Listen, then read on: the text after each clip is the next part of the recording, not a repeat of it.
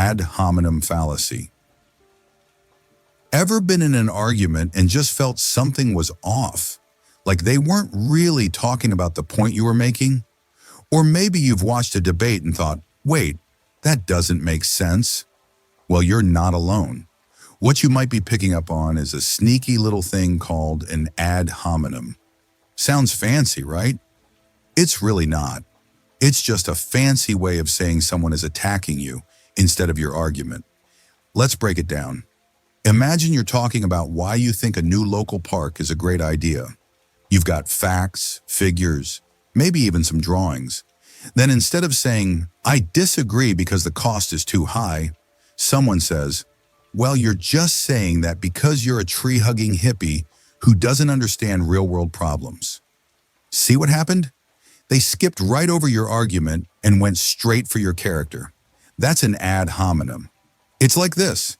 You're trying to build a house of logic and someone comes along and throws mud at the builder. They're not attacking the house, just the person building it. And that's the whole point. It's a distraction. It's meant to make you feel defensive, to take your focus off the real issue. It's a way to win an argument without actually winning the argument. It's a cheap shot. Now, there are different flavors of ad hominem. Some are really obvious, like calling someone names. Others are a bit more subtle. Maybe they'll bring up something irrelevant about your past, or question your intelligence, or point out some personal flaw. The goal is always the same, to make you look bad so your argument looks bad too. Why do people do this? Well, sometimes it's because they don't have a good counter-argument. They're backed into a corner, so they resort to personal attacks. Other times it's just a way to deflect attention. If they can make you angry or flustered, they can control the conversation. And sometimes, let's be honest, it's just plain mean. But here's the thing. Ad hominem attacks don't actually prove anything.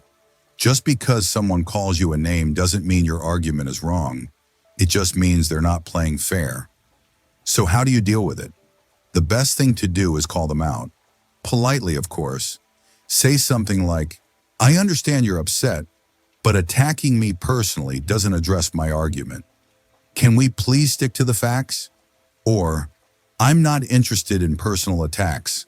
Let's focus on the issue at hand. Don't get sucked into a mudslinging match. That's exactly what they want.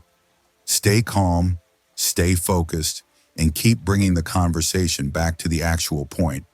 And if they keep it up, you can always just walk away. You don't have to waste your time on people who aren't willing to have a respectful discussion. Recognizing ad hominem attacks is a superpower. It helps you see through the smoke and mirrors, and it empowers you to have more productive conversations. It's a tool that helps you spot when someone is trying to manipulate you. Once you see it, you can't unsee it. And trust me, you'll start seeing it everywhere. In politics, in debates, even in everyday conversations.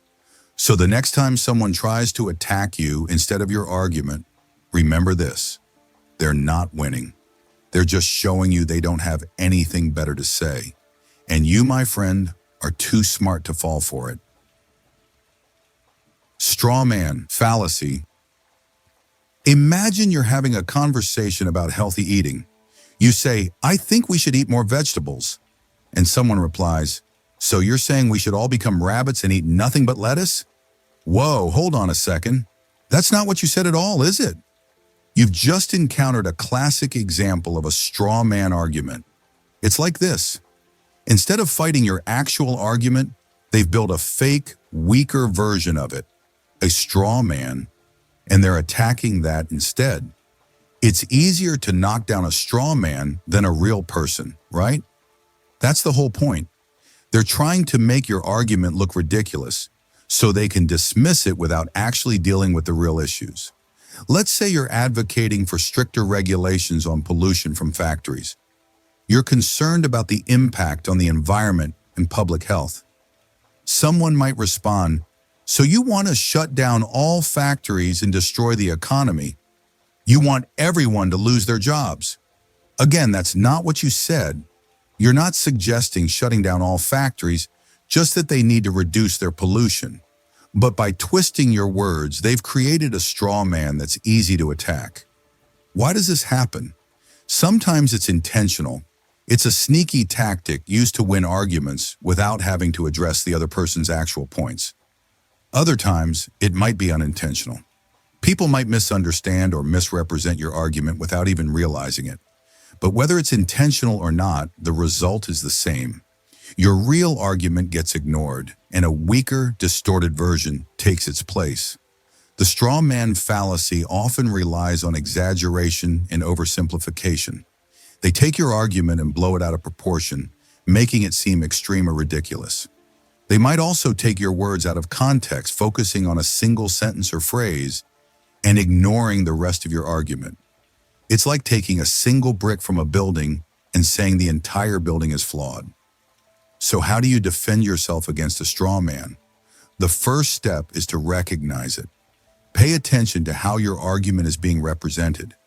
If it doesn't sound like what you actually said, then you're probably dealing with a straw man. The next step is to call them out. Politely, of course, say something like, "That's not what I said. I'm not suggesting we all become rabbits. I'm suggesting we eat more vegetables." Or, "I think you're misrepresenting my argument. I'm not advocating for shutting down all factories, just for stricter pollution regulations." Don't let them get away with twisting your words. Stick to your guns and keep bringing the conversation back to your actual argument. You might also want to clarify your position, explaining what you actually mean and what you don't mean. By clearly stating your position, you make it harder for them to create a straw man. It's important to remember that straw man arguments are a sign of weak reasoning. If someone has to resort to misrepresenting your argument, it means they don't have a strong counter-argument. By recognizing and calling out straw man fallacies, you can have more productive and honest conversations. You can make sure that your real arguments are being heard and addressed instead of being replaced by a distorted, weaker version. And by doing that, you help create a more logical and respectful dialogue. Slippery slope fallacy. Okay, picture this. You're worried about rising gas prices. Someone says, "If we let gas prices go up now, next thing you know, we'll be riding horses to work. Then no one will be able to afford food, and society will collapse." Whoa, hold on a second. How did we go from gas prices to societal collapse? That, my friends, is a classic example of a slippery slope fallacy. It's like this. Someone argues that if we take one small step, it will inevitably lead to a chain of increasingly disastrous consequences. They're basically saying, if A happens, then B will happen, then C, then D, and so on, until we reach Z, which is terrible. They skip over all the logical steps in between, assuming that each step will automatically lead to the next. Let's break it down with another example. Imagine a debate about school uniforms. Someone argues, if we allow students to wear school uniforms, they'll lose their individuality. Then they'll become mindless robots, and eventually we'll have a totalitarian state. See how they jumped from uniforms to totalitarianism? They didn't explain how or why one leads to the other. They just assumed it would happen. The slippery slope fallacy is often used to create fear and alarm. It makes it sound like even small changes will have catastrophic results. It's a way to shut down debate and prevent any change from happening. It's a tool that amplifies potential negative outcomes while ignoring any potential positive ones. Why do people use this fallacy? Sometimes it's a genuine fear of the unknown. They might be worried about the unintended consequences of a decision. Other times it's a deliberate attempt to manipulate others. By exaggerating the potential risks, they can make their opponents seem unreasonable or reckless. The problem with the slippery slope is that it ignores the complexity of real-world situations. It assumes that events are predetermined and that there's no way to stop the chain reaction once it starts. But in reality, there are many factors that can influence the outcome of a decision. Just because one thing happens doesn't mean that everything else will automatically follow. So how do you recognize a slippery slope? Look for arguments that jump from one extreme to another without providing any logical connections. Pay attention to words like inevitably, automatically, and always. These words often indicate that someone is making a slippery slope argument. If you spot a slippery slope, call it out. Politely, of course, and say something like, I understand your concern, but I don't see how allowing school uniforms will inevitably lead to a totalitarian state. Can you explain the steps in between? Or, I think you're exaggerating the potential consequences. We need to consider the evidence, not just the worst-case scenario. Don't let someone scare you with exaggerated predictions. By challenging slippery slope arguments, you can have more rational and productive conversations. You can focus on the actual evidence and the real-world consequences of a decision. Remember, just because one thing might happen doesn't mean that everything else will automatically follow. By learning to identify and address slippery slope fallacies, you can make more informed decisions and avoid being manipulated by fear.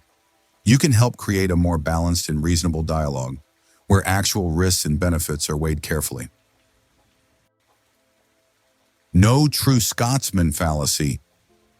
Real fans would agree, or no true believer would say that. Ever heard those kinds of statements? They're designed to shut down debate, not encourage it. That's a sneaky trick of the no true Scotsman fallacy. It's like this. Someone makes a general statement, and when faced with contradictory evidence, they shift the goalpost by excluding those who don't fit the statement. They're essentially saying, if you disagree, you're not a true member of the group. But just because someone disagrees doesn't mean they're not a part of the group. Let's break it down. Imagine someone saying, all Scotsmen love haggis. You then point out that your Scottish friend dislikes haggis. The person might respond, but no true Scotsman dislikes haggis. See what happened? They moved the goalpost to exclude your friend, rather than admitting their initial statement was too broad. Another example, someone claims all real Christians are against abortion. When presented with Christians who support abortion rights, they might say, well, those aren't true Christians. Again, they're redefining the group to exclude those who contradict their claim. Why do people use the no true Scotsman fallacy? Sometimes it's a way to protect their beliefs from criticism. When faced with evidence that challenges their worldview, they might try to dismiss it by redefining the terms. Other times, it's a way to create an in-group and an out-group. By defining who is a true member of the group, they can exclude those who don't fit their mold. And sometimes it's a way to avoid having to admit they were wrong. The problem with the no true Scotsman fallacy is that it makes it impossible to have a meaningful discussion. It creates a circular argument where any counter-evidence can be dismissed by simply redefining the group. It's a way to avoid facing the facts. So how do you spot a no true Scotsman fallacy? Look for arguments that redefine a group to exclude those who contradict the claim. Pay attention to arguments that use phrases like no true or real. Ask yourself if the definition of the group is being arbitrarily changed to fit the argument. If you spot a no true Scotsman fallacy, call it out. Politely, of course. Say something like, I understand that you believe all Scotsmen love haggis, but redefining what a true Scotsman is doesn't change the fact that some Scotsmen dislike it. Or, I understand that you believe all real Christians are against abortion, but redefining what a true Christian is doesn't address the fact that some Christians support abortion rights. Don't let someone manipulate you with arbitrary definitions. By challenging no true Scotsman fallacies, you can have more honest and productive conversations. You can focus on the actual evidence and avoid being sidetracked by irrelevant definitions. Remember, just because someone redefines a group doesn't mean their argument is valid. By learning to identify and address no true Scotsman fallacies, you can have more meaningful discussions and avoid being misled by deceptive tactics. You can help create a more open and inclusive dialogue, where claims are evaluated based on evidence, not arbitrary definitions.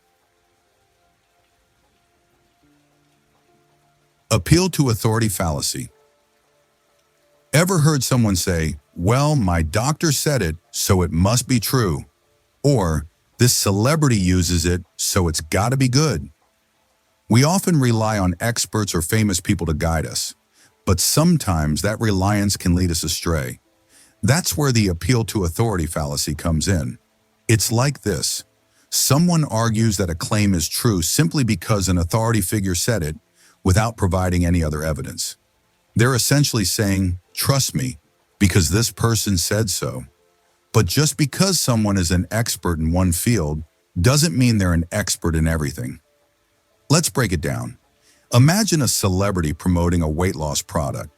They might say, "This product helped me lose weight, so it will help you too." But just because a celebrity is famous doesn't mean they're a medical expert. They might be paid to endorse the product, or they might have used other methods to lose weight. Their experience doesn't necessarily apply to everyone. Another example, a politician quotes a famous scientist to support their climate change policy. But just because the scientist is an expert in physics doesn't mean they're an expert in climate science. Their expertise might be irrelevant to the issue at hand. Why do people appeal to authority? Sometimes it's a matter of convenience. It's easier to rely on someone else's opinion than to do your own research. Other times it's a matter of trust. We tend to trust authority figures, especially if they're experts in their field. And sometimes it's a deliberate attempt to manipulate others. By invoking the name of a respected figure, people can make their claims seem more credible. The problem with the appeal to authority fallacy is that it ignores the importance of evidence and critical thinking. Just because someone is an authority doesn't mean they're always right. Even experts can make mistakes or have biases, and sometimes the authority figure might not be an expert in the relevant field. So how do you spot an appeal to authority fallacy? Look for arguments that rely solely on the opinion of an authority figure. Ask yourself if the authority is actually an expert in the relevant field. Ask yourself if there's any independent evidence to support the claim. If you spot an appeal to authority fallacy, call it out. Politely, of course, say something like, "I understand that your doctor recommended this product, but I'd like to see some scientific evidence to support their claim." Or, "I understand that this scientist is an expert in physics, but I'm not sure their expertise is relevant to climate science." Don't let someone convince you with empty endorsements. By challenging appeal to authority fallacies, you can have more informed and logical conversations. You can focus on the actual evidence and avoid being swayed by irrelevant opinions. Remember, even experts can be wrong.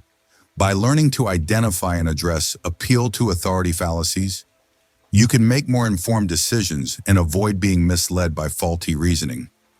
You can help create a more logical and reasonable dialogue where claims are supported by evidence, not just the opinions of authority figures. Division Fallacy. If the whole is bad, each part must be bad too. Or, because the cake is bad, these ingredients must be bad. Sounds like the opposite of the last one, right? And it is. This is the Division Fallacy. It's just as misleading as its opposite, though. It's like this. Someone assumes that because something is true of the whole, it must be true of the parts. They're essentially saying, what's true for the entire thing must be true for the individual pieces. But just because something is true of the whole doesn't mean it's true of every part. Let's break it down. Imagine a company that's known for producing unreliable products. Someone might argue, this company makes unreliable products, so this specific product from them must be unreliable. But that's not necessarily true. The company might have a few good products among their otherwise poor offerings.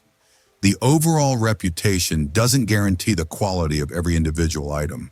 Another example, someone claims, this team is terrible, so this player on the team must be terrible. But the team's overall performance doesn't necessarily reflect the individual skill of every player. There might be some talented players on a bad team. Why do people fall for the Division Fallacy? Sometimes it's a matter of oversimplification. We tend to generalize from the whole to the parts without considering the individual variations. Other times, it's a matter of bias. We might let our negative opinions of the whole influence our perception of the parts. And sometimes it's a way to make blanket statements without considering individual cases. The problem with the division fallacy is that it ignores the importance of individual differences. Not all parts of a whole are the same. It can lead to unfair judgments and inaccurate conclusions. It assumes uniformity where there is none. So how do you spot a division fallacy? Look for arguments that assume the properties of the whole are automatically true for the parts. Pay attention to arguments that ignore individual variations. Ask yourself if the properties of the parts are necessarily the same as the properties of the whole. If you spot a division fallacy, call it out. Politely, of course. Say something like, "I understand that this company is known for unreliable products, but that doesn't mean this specific product is unreliable. We need to evaluate it independently." Or, "I understand that this team is terrible, but that doesn't mean this player is terrible. We need to consider their individual skills." Don't let someone convince you with faulty generalizations. By challenging division fallacies, you can have more accurate and fair discussions.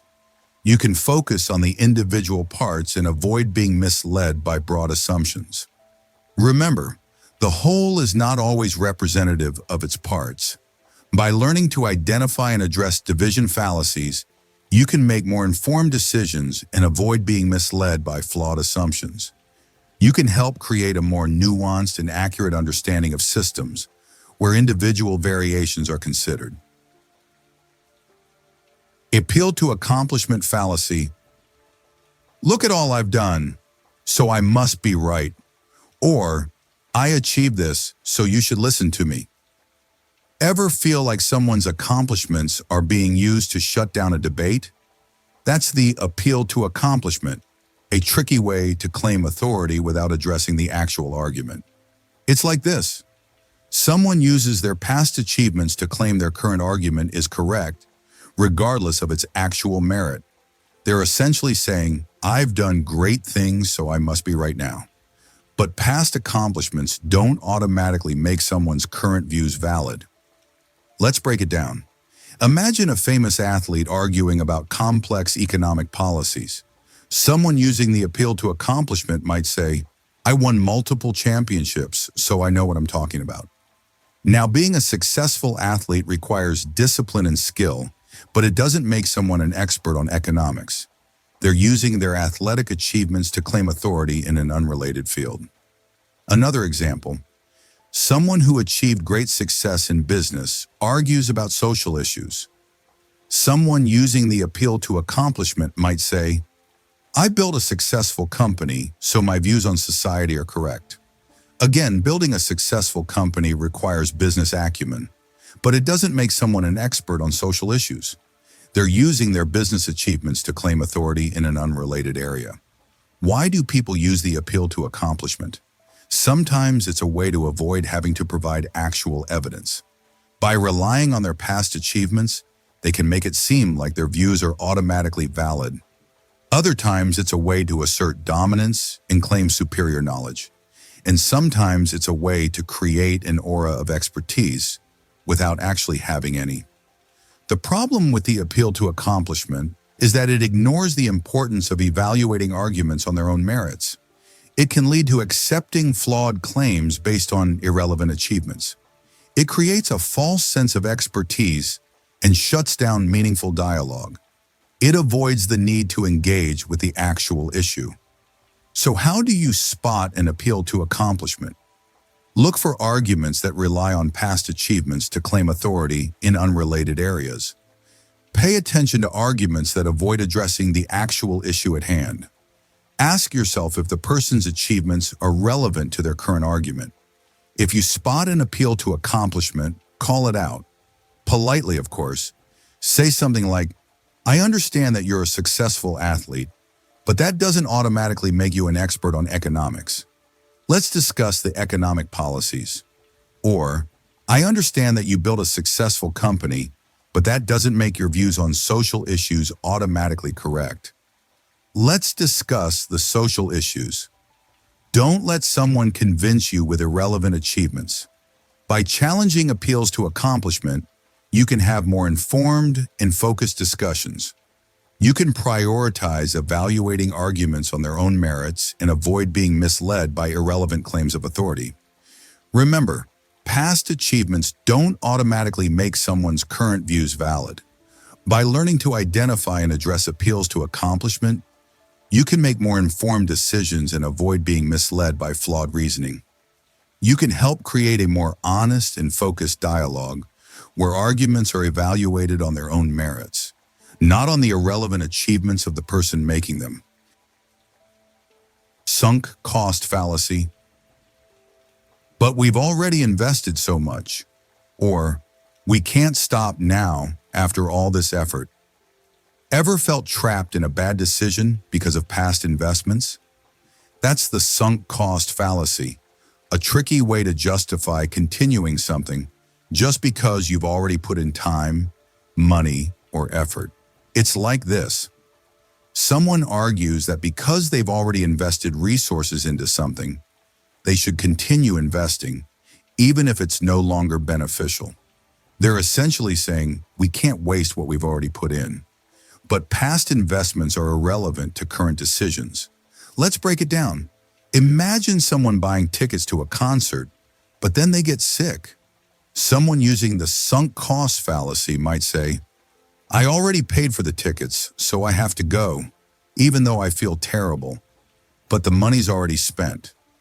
Going to the concert won't get the money back, and it might make them feel worse. The past investment shouldn't dictate the current decision. Another example, someone starts a business that's losing money. Someone using the sunk cost fallacy might say, we've invested so much time and money, we can't give up now. But continuing to invest in a failing business won't make it successful. It might just lead to more losses. The past investment shouldn't dictate the current business strategy. Why do people use the sunk cost fallacy? Sometimes it's a way to avoid admitting they made a mistake. By continuing to invest, they can pretend they're still on the right track. Other times, it's a way to justify their actions to others. By claiming they're not wasting resources, they can avoid criticism. And sometimes it's a way to deal with the emotional distress of loss. The problem with the sunk cost fallacy is that it ignores the importance of making rational decisions based on current circumstances. It can lead to wasting more resources on failing ventures. It creates a false sense of obligation and prevents us from cutting our losses. It avoids the need to consider the actual benefits. So how do you spot a sunk cost fallacy? Look for arguments that justify continuing something based on past investments. Pay attention to arguments that ignore the current benefits and costs. Ask yourself if the past investments are relevant to the current decision. If you spot a sunk cost fallacy, call it out. Politely, of course.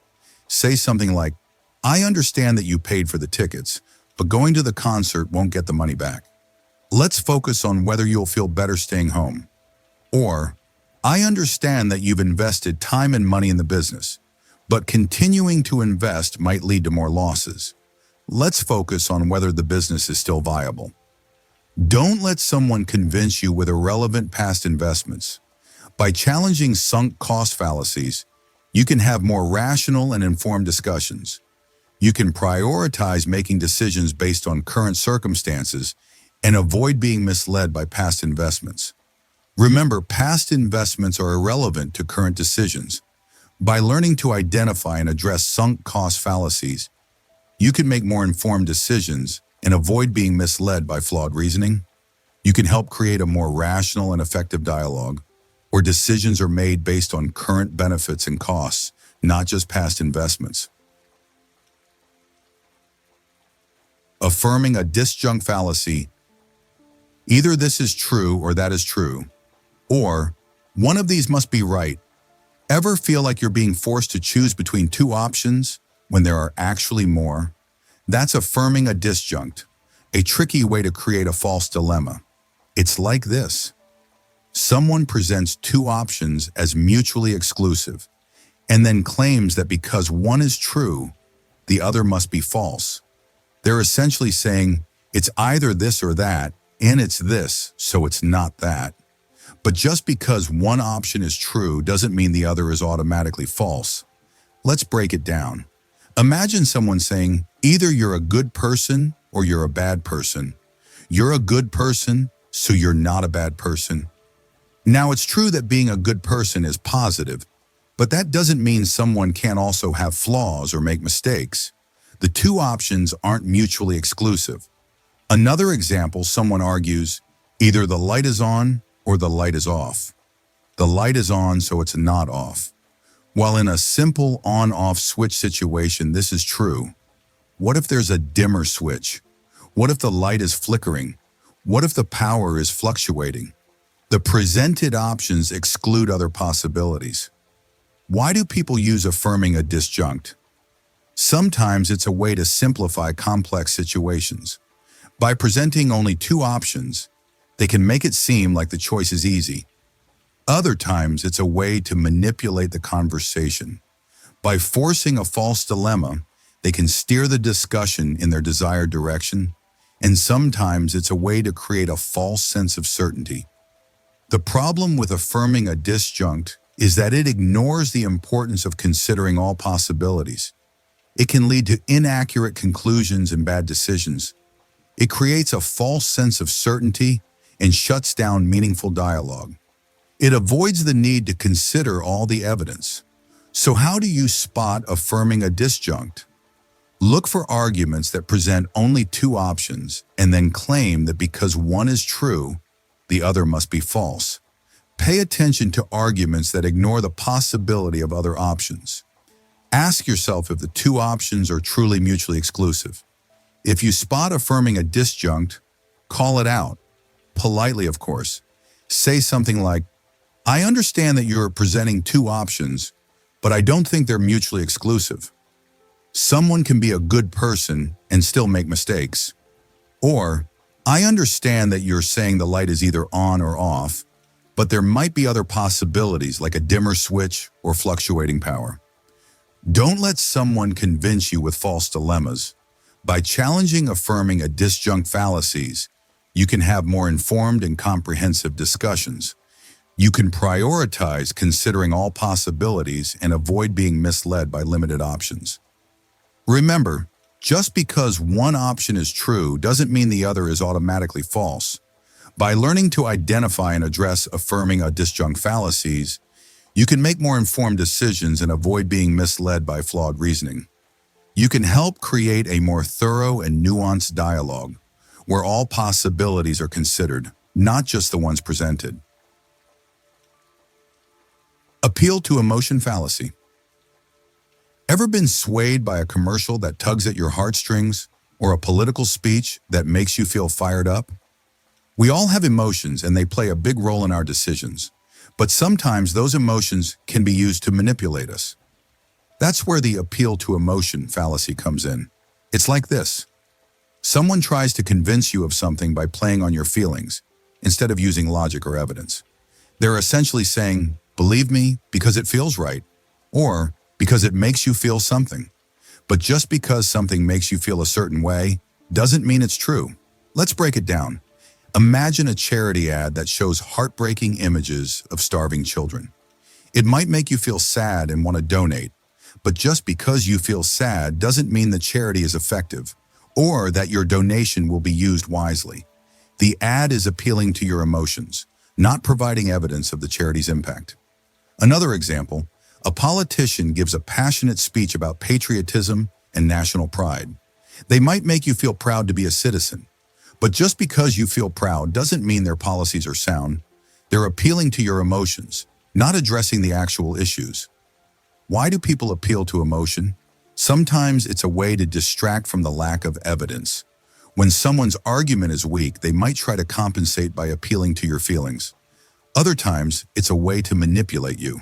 By playing on your emotions, they can bypass your critical thinking and make you more likely to accept their claims. And sometimes they are genuinely trying to connect with you on a feeling level, but still failing to provide logical support. The problem with the appeal to emotion fallacy is that it can lead to irrational decisions. Emotions are important, but they shouldn't be the sole basis for our beliefs. We need to consider the facts and evidence as well. Relying on emotion alone can make us vulnerable to manipulation and deception. So how do you spot an appeal to emotion fallacy? Look for arguments that rely heavily on emotional language or imagery. Pay attention to arguments that try to evoke strong feelings like fear, anger, or pity. Ask yourself if the argument provides any logical support for its claims. If you spot an appeal to emotion fallacy, call it out. Politely, of course. Say something like, "I understand that these images are heartbreaking, but I'd like to see some evidence of how the charity uses its donations." Or, "I appreciate your passion for our country, but I'd like to discuss the specific details of your policies." Don't let someone convince you with emotional manipulation. By challenging appeal to emotion fallacies, you can have more rational and informed conversations. You can focus on the actual evidence and avoid being swayed by irrelevant feelings. Remember, emotions are important, but they shouldn't replace logic and reason. By learning to identify and address appeal to emotion fallacies, you can make more informed decisions and avoid being misled by emotional appeals.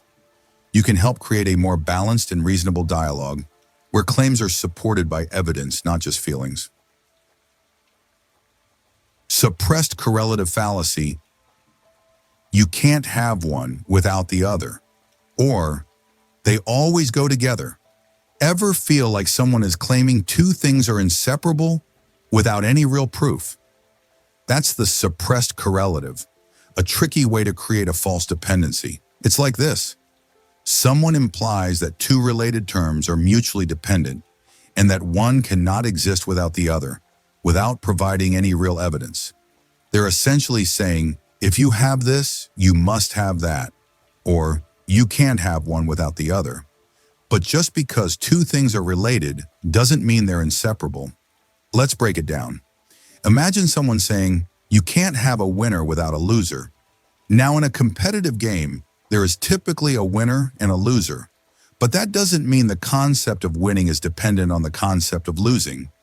You can have a personal victory without someone else necessarily losing. The correlative is artificially forced. Another example, someone argues, you can't have light without darkness.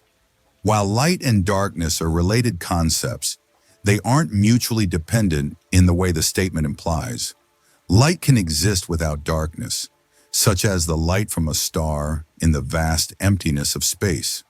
The correlative is unnecessarily restrictive. Why do people use the suppressed correlative? Sometimes it's a way to simplify complex relationships. By claiming two things are inseparable, they can avoid having to explain the nuances of their connection. Other times, it's a way to create a false sense of necessity. By implying that one thing is dependent on another, they can make their claims seem more convincing. And sometimes it's a way to manipulate the conversation by limiting the possibilities. The problem with the suppressed correlative is that it ignores the importance of considering independent existence. It can lead to inaccurate conclusions and bad decisions. It creates a false sense of dependency and shuts down meaningful dialogue. It avoids the need to consider all the evidence. So how do you spot a suppressed correlative? Look for arguments that imply two related terms are mutually dependent. Pay attention to arguments that ignore the possibility of independent existence. Ask yourself if the two terms are truly inseparable. If you spot a suppressed correlative, call it out. Politely, of course, say something like, I understand that you're saying you can't have a winner without a loser, but I don't think they're mutually dependent. You can have a personal victory without someone else losing. Or, I understand that you're saying you can't have light without darkness, but light can exist independently, like the light from a star in space. Don't let someone convince you with false dependencies. By challenging suppressed correlative fallacies, you can have more informed and comprehensive discussions. You can prioritize considering independent existence and avoid being misled by limited relationships. Remember, just because two things are related doesn't mean they're inseparable. By learning to identify and address suppressed correlative fallacies, you can make more informed decisions and avoid being misled by flawed reasoning. You can help create a more thorough and nuanced dialogue where all possibilities are considered, not just the ones presented. Entitled to my opinion fallacy. I'm entitled to my opinion, or everyone has their own truth. Ever feel like someone is using their right to an opinion as a shield against any challenge? That's the entitled to my opinion fallacy, a tricky way to avoid defending your views. It's like this. Someone claims that their opinion is immune to criticism simply because it's their opinion. They're essentially saying, I can believe whatever I want and you can't say anything about it. But while everyone is entitled to their opinions, not all opinions are equally valid. Let's break it down. Imagine someone saying, I believe the earth is flat and I'm entitled to my opinion. Now, while they are entitled to that belief, that doesn't make it true. There's overwhelming scientific evidence that the earth is a sphere. Simply stating an opinion doesn't make it factual. Another example, someone argues, I think vaccines cause autism and I'm entitled to my opinion. Again, they are entitled to that belief. However, that belief is harmful because it contradicts scientific consensus and can lead to dangerous decisions. The entitled to my opinion phrase doesn't exempt them from the responsibility to be well informed. Why do people use the entitled to my opinion fallacy? Sometimes it's a way to avoid having to defend their beliefs. By claiming their opinion is untouchable, they can avoid having to provide evidence or reasoning. Other times it's a way to assert intellectual superiority. By implying their opinion is beyond criticism, they can make themselves feel more powerful. And sometimes it's a way to shut down a conversation without any real effort. The problem with the entitled to my opinion fallacy is that it confuses the right to have an opinion with the validity of that opinion. It can lead to accepting false or harmful beliefs without any critical evaluation. It creates a barrier to meaningful dialogue and prevents the exchange of ideas. It avoids the need to engage with actual facts. So how do you spot the entitled to my opinion fallacy? Look for arguments that claim an opinion is immune to criticism. Pay attention to arguments that avoid providing evidence or reasoning. Ask yourself if the opinion is based on facts or just personal feelings. If you spot the entitled to my opinion fallacy, call it out. Politely, of course. Say something like, I understand that you have that opinion, but that doesn't mean it's true. Let's look at the evidence that supports or contradicts your belief. Or, I understand that you're entitled to your opinion, but that doesn't mean it's immune to criticism. Let's discuss the reasoning behind your belief. Don't let someone convince you with empty claims of entitlement. By challenging the entitled to my opinion fallacy, you can have more informed and productive discussions. You can prioritize evaluating beliefs based on evidence and avoid being misled by irrelevant claims of entitlement. Remember, everyone is entitled to their opinions, but not all opinions are equally valid.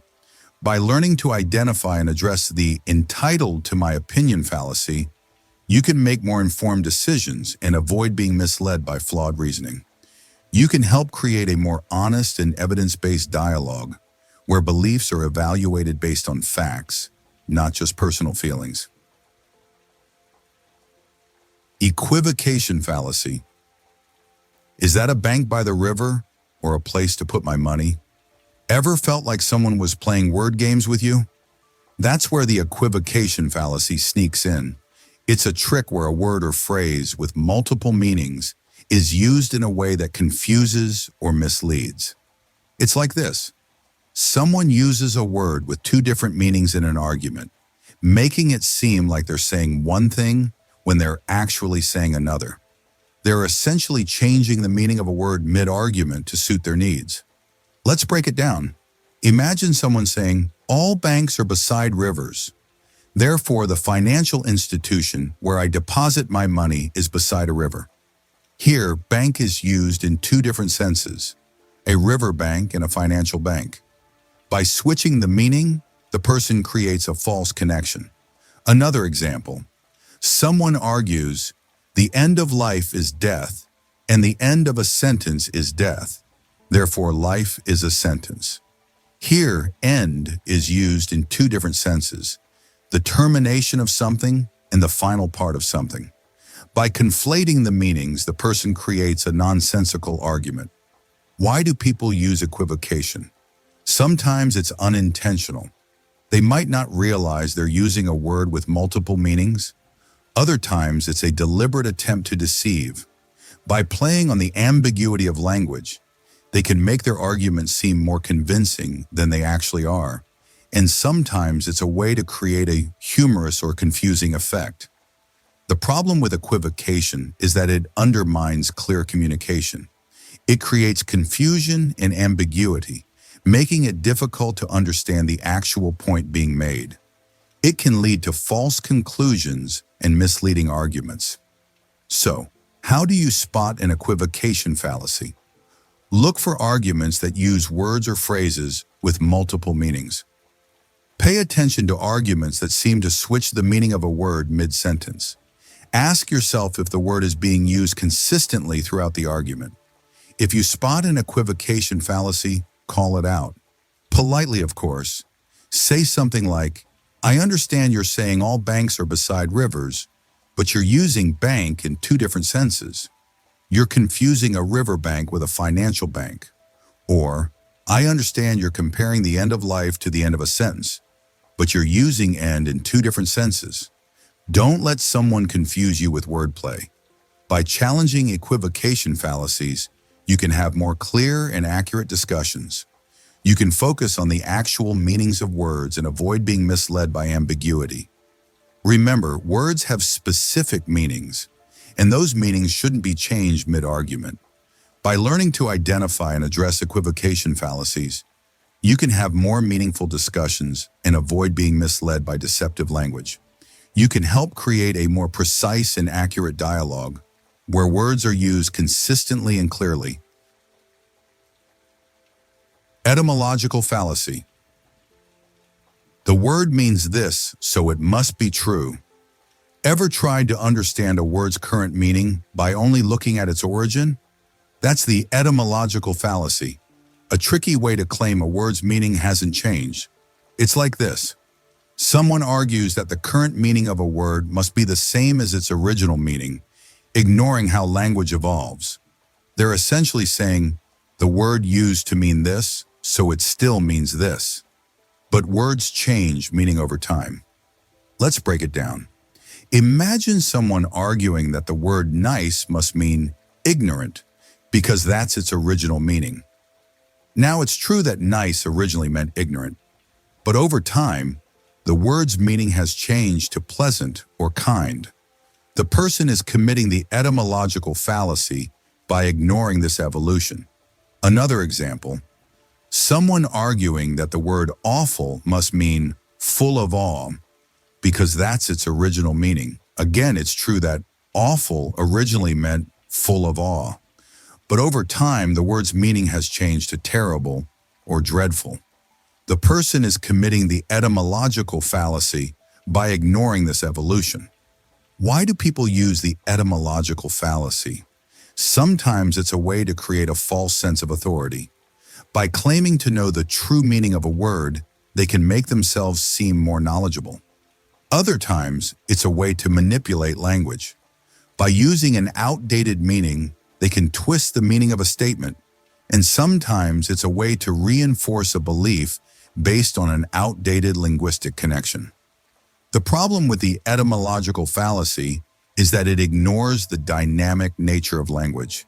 It can lead to misunderstandings and misinterpretations. It creates a false sense of certainty and prevents meaningful communication.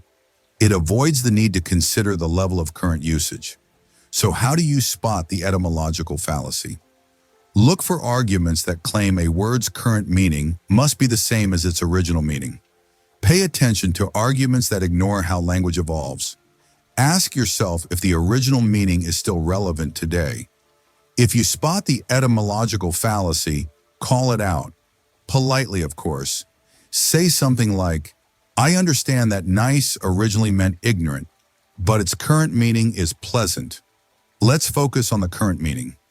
Or, I understand that awful originally meant full of awe, but its current meaning is terrible. Let's focus on the current meaning. Don't let someone convince you with outdated meanings. By challenging the etymological fallacy, you can have more accurate and informed discussions. You can prioritize understanding the current meaning of words and avoid being misled by irrelevant origins. Remember, words change meaning over time. By learning to identify and address the etymological fallacy, you can make more informed decisions and avoid being misled by flawed reasoning. You can help create a more accurate and effective dialogue, where words are used according to their current meanings. Fallacy Fallacy. You used a fallacy, so your whole argument is wrong. Sounds like a slam dunk, right? But hold on a second. Just because someone uses a fallacy doesn't mean their conclusion is automatically false. That's where the fallacy fallacy comes in. It's like this. Someone assumes that because an argument contains a fallacy, the conclusion of the argument must be wrong. They're essentially saying, you made a mistake, so you're completely wrong. But just because an argument is flawed doesn't mean the conclusion is untrue. Let's break it down. Imagine someone arguing, everyone knows that aliens built the pyramids, so it must be true. This is a clear appeal to popularity fallacy. But just because the argument is flawed doesn't mean aliens didn't build the pyramids. It's still possible, though highly unlikely, that aliens were involved. The fallacy doesn't automatically negate the possibility. Another example. Someone argues, my grandpa smoked a pack a day and lived to 90, so smoking isn't that bad. This is a hasty generalization fallacy. But just because the argument is flawed doesn't mean smoking is good for you. Smoking is still harmful, even if someone had an unusual experience. Why do people fall for the fallacy fallacy? Sometimes it's a way to shut down debate. By pointing out a fallacy, they can make it seem like they've won the argument. Other times it's a matter of oversimplification. They might assume that logical perfection is required for a conclusion to be true. And sometimes it's a way to feel superior, like they've caught someone in a trap. The problem with the fallacy fallacy is that it ignores the importance of separating the argument from the conclusion. An argument can be flawed, but the conclusion can still be true. It can lead to dismissing valid claims based on irrelevant mistakes. It makes people think in absolute terms, where things are either perfectly correct or completely wrong. So how do you spot a fallacy fallacy?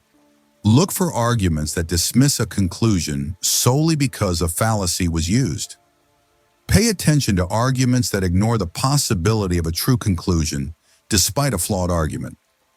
Ask yourself if the conclusion could be true even if the argument is flawed. If you spot a fallacy fallacy, call it out. Politely, of course. Say something like, I understand that the argument about aliens building the pyramids contains a fallacy, but that doesn't automatically mean aliens weren't involved. The possibility still exists, even if it's unlikely. Or, I understand that the argument about smoking contains a fallacy, but that doesn't mean smoking is good for you. Smoking is still harmful. Don't let someone convince you with faulty logic about faulty logic. By challenging fallacy fallacies, you can have more nuanced and accurate discussions. You can focus on the actual truth of the conclusion and avoid being misled by irrelevant mistakes. Remember, a flawed argument doesn't necessarily mean a false conclusion.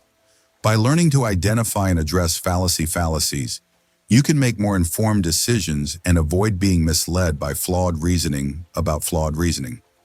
You can help create a more balanced and accurate dialogue where conclusions are evaluated based on their own merits, not just the flaws of the arguments that support them. False dilemma fallacy. Have you ever been told you're either with us or against us, or maybe, if you don't like this country, then leave? These statements might sound strong, but they often hide a sneaky trick called the false dilemma. It's like someone giving you only two options, when in reality there are many more. Imagine you're deciding what to have for dinner. Someone says, you can either have pizza or salad. But what if you want pasta or a sandwich? Or maybe you're not hungry at all. The false dilemma, also known as the false dichotomy or black and white thinking, forces you into a choice between two extremes, ignoring all the other possibilities. This happens all the time in debates and arguments. Let's say someone is arguing about education. They might say, we either need to cut funding for public schools or our children will never learn anything. But that's not true, is it? There are many other options, like improving teacher training, investing in new resources, or changing the curriculum. By presenting only two choices, they're trying to limit your thinking and push you towards their preferred option. Think about it like this. It's like someone showing you a picture with only black and white colors, when the world is full of vibrant colors. They're simplifying a complex issue, making it seem like there are only two sides, when there are actually many shades of gray. Why do people use false dilemmas? Often, it's a way to manipulate you. By limiting your choices, they can make their preferred option seem more appealing. It's a way to create a sense of urgency or fear, pushing you to make a quick decision without considering all the facts. It's a tactic used to oversimplify complex issues. Sometimes it's not intentional. People might genuinely believe that there are only two options. They might be stuck in a rigid way of thinking, unable to see the other possibilities. But whether it's intentional or not, the false dilemma can lead to bad decisions. So how do you spot a false dilemma? The key is to look for words like either or, only, always, and never. These words often indicate that someone is trying to limit your choices. Also, ask yourself if there are other possibilities. Are there any middle ground options? Are there any alternative solutions? If you spot a false dilemma, call it out. Politely, of course. Say something like, I don't think those are the only two options. There are other possibilities we should consider. Or, I understand you're trying to simplify the issue, but I think we need to consider all the options. Don't let someone force you into a false choice. By recognizing and challenging false dilemmas, you can have more open and honest conversations. You can explore all the options and make more informed decisions. Remember, the world is not black and white. There are many shades of gray, and it's important to consider them all. By learning to see past false dilemmas, you can avoid being tricked into making decisions that aren't in your best interest, and you can help others see the bigger picture as well. Genetic Fallacy. You believe that because of where you came from, or that idea is bad because of who created it. Ever heard those kinds of statements? They try to discredit an idea based on its origin, not its merit. That's the genetic fallacy, a sneaky way to dismiss something without actually addressing its content. It's like this. Someone judges an idea or belief based on its source rather than its validity. They're essentially saying it's bad because of where it came from. But where an idea comes from doesn't automatically make it true or false. Let's break it down. Imagine someone saying, that scientific study was funded by a big corporation, so it must be biased and wrong. Now, it's true that funding sources can sometimes influence research, but that doesn't automatically invalidate the study's findings. The study should be evaluated based on its methodology and evidence, not just its funding. Another example, someone argues that political ideology originated from a group of extremists, so it must be dangerous. But just because an ideology has a controversial origin doesn't mean all its ideas are inherently bad. The ideology should be judged on its specific principles and policies, not just its history. Why do people use the genetic fallacy? Sometimes it's a way to avoid having to engage with opposing viewpoints. By dismissing an idea based on its source, They can avoid having to address its actual arguments. Other times, it's a way to reinforce their own biases. By associating an idea with a negative source, they can make it seem less appealing. And sometimes, it's a way to create a shortcut to judgment instead of doing real research. The problem with the genetic fallacy is that it ignores the importance of evaluating ideas on their own merits. It can lead to dismissing valid claims based on irrelevant associations. It shuts down constructive dialogue and prevents us from considering different perspectives. So, how do you spot a genetic fallacy? Look for arguments that discredit an idea based on its source. Pay attention to arguments that ignore the content of the idea itself. Ask yourself if the source of the idea is actually relevant to its validity. If you spot a genetic fallacy, call it out. Politely, of course. Say something like, "I understand that the study was funded by a corporation, but let's focus on the study's methodology and evidence, not just its funding." Or, "I understand that the ideology has a controversial origin, but let's evaluate its specific principles and policies." Don't let someone convince you with irrelevant associations. By challenging genetic fallacies, you can have more informed and objective discussions. You can focus on the actual content of ideas and avoid being misled by irrelevant origins. Remember, an idea's source doesn't determine its validity. By learning to identify and address genetic fallacies, you can make more informed decisions and avoid being misled by flawed reasoning. You can help create a more open and fair dialogue, where ideas are evaluated based on their own merits, not just their origins. Appeal to ignorance fallacy. No one's proven it wrong, so it must be true. Or, since we don't know, it's probably. Ever catch yourself or someone else using that kind of logic? That's the appeal to ignorance, a tricky way to claim something is true simply because it hasn't been proven false. It's like this. Someone argues that a claim is true simply because it hasn't been proven false, or false simply because it hasn't been proven true. They're essentially saying, "We don't know, so it must be," but the absence of evidence isn't evidence of absence. Let's break it down. Imagine someone saying, "No one has proven that ghosts don't exist, so they must exist." Now, it's true that we haven't definitively proven that ghosts don't exist, but that doesn't automatically mean they do. The lack of proof either way doesn't confirm anything. Another example, someone claims, "Since scientists haven't proven that this supplement doesn't cure the common cold, it probably does." But the absence of evidence against something doesn't mean it's true. The burden of proof is on the person making the claim, not on those who haven't disproven it. Why do people use the appeal to ignorance? Sometimes it's a way to avoid having to provide evidence. When someone's claim is weak, they might try to shift the burden of proof. Other times it's a way to create a false sense of certainty. By claiming something is true because it hasn't been disproven, they can make their claim seem more credible. And sometimes it's a way to justify beliefs based on a lack of understanding. The problem with the appeal to ignorance is that it ignores the importance of evidence. It can lead to accepting claims without any real support. It relies on the absence of knowledge, which is not a reliable basis for truth.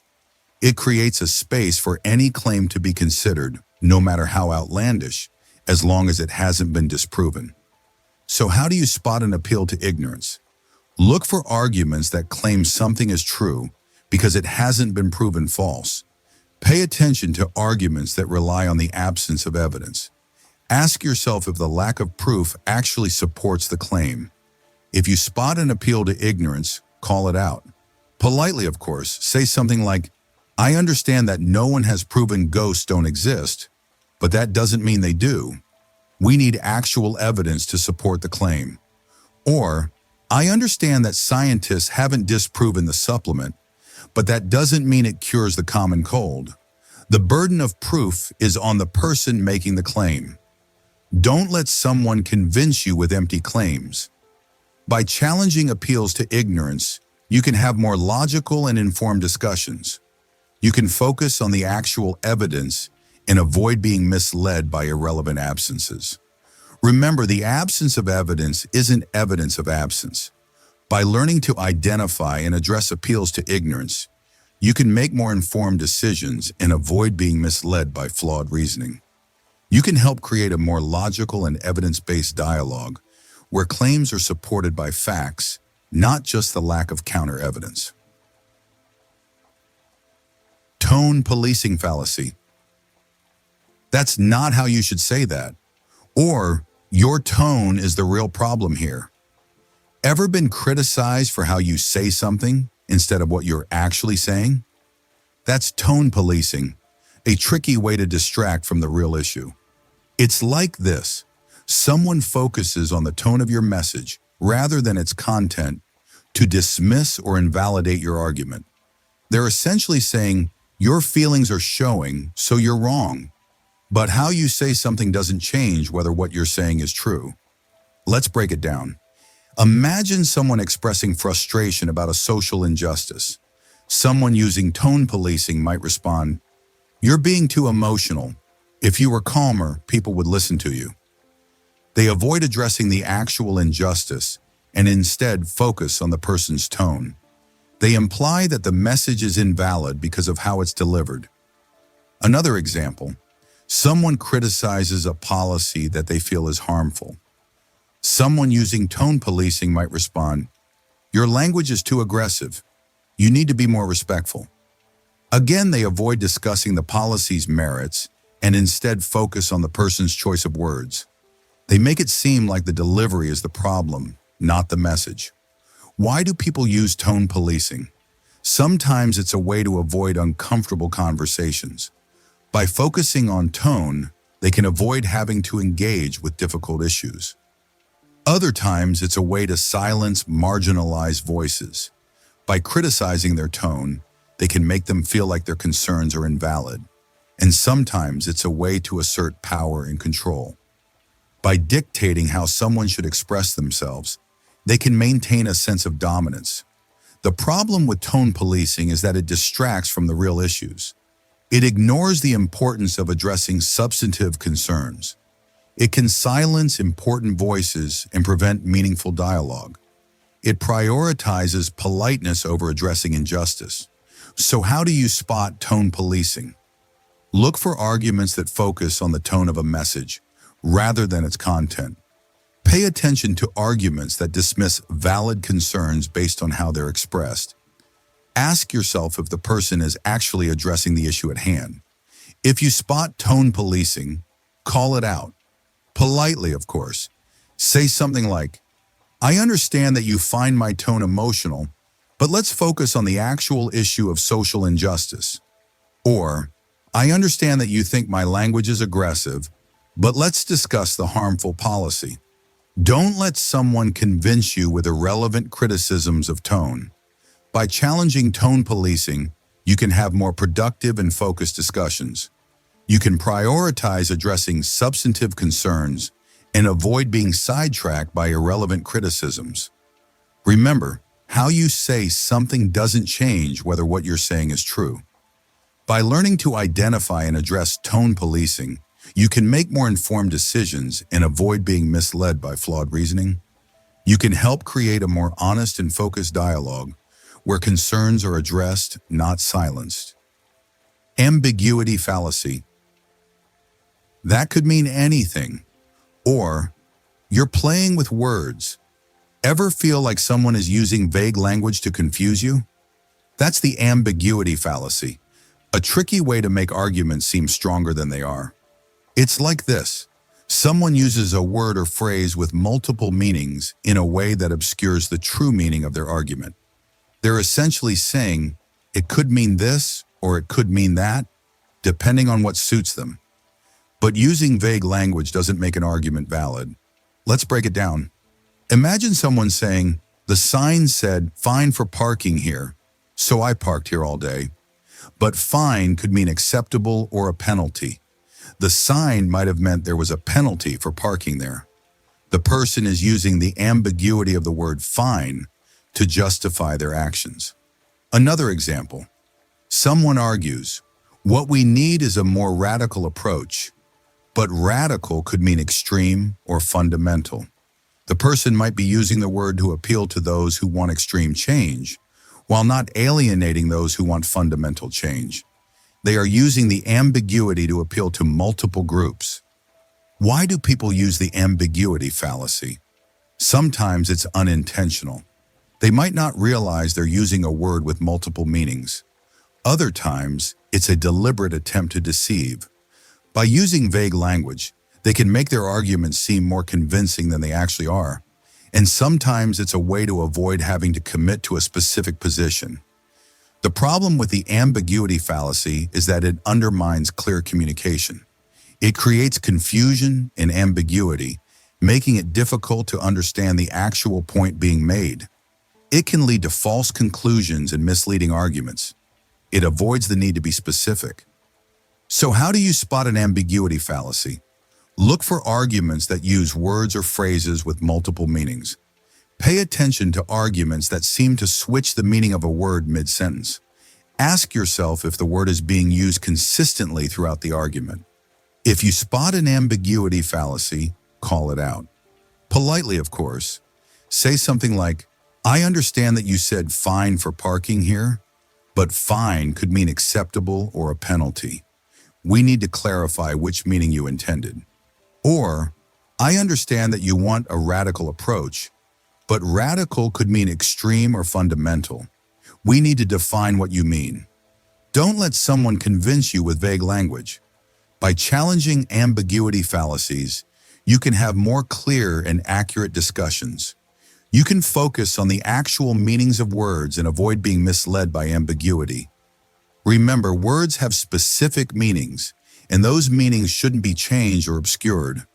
By learning to identify and address ambiguity fallacies, you can have more meaningful discussions and avoid being misled by deceptive language.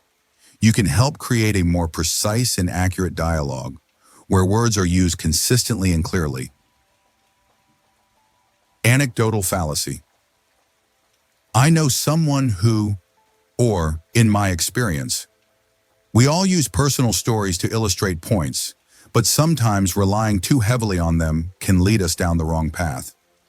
That's where the anecdotal fallacy comes in. It's like this.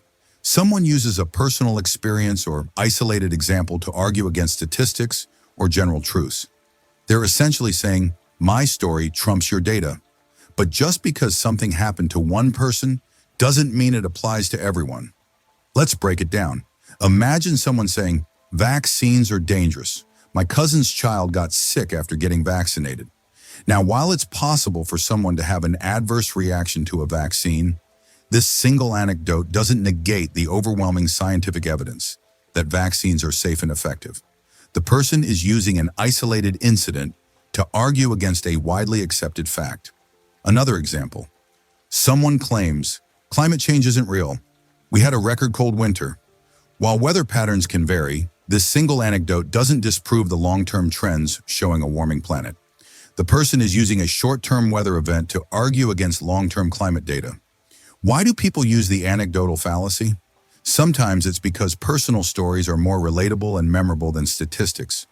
We tend to give more weight to vivid examples, even if they're not representative. Other times it's because people have a distrust of large data sets or scientific studies. And sometimes it's a way to dismiss information that conflicts with their personal beliefs.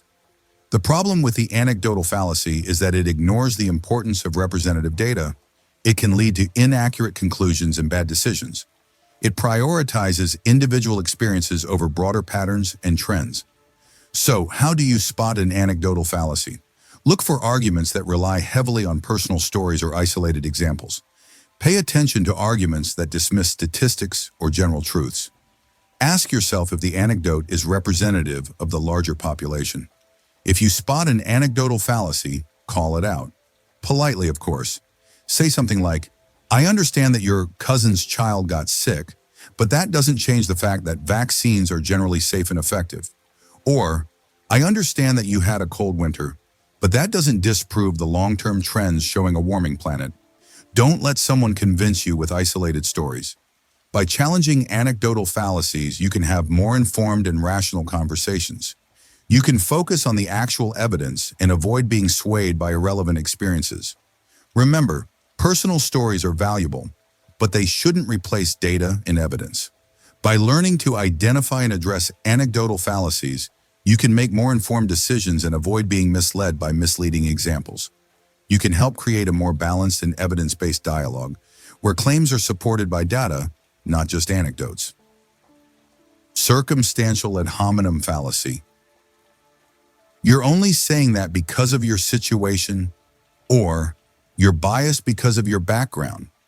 Ever feel like your arguments are being dismissed because of who you are, rather than what you're saying?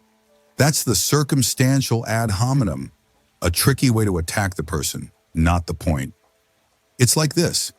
Someone attacks your argument by pointing out your circumstances or background, implying that those circumstances invalidate your argument.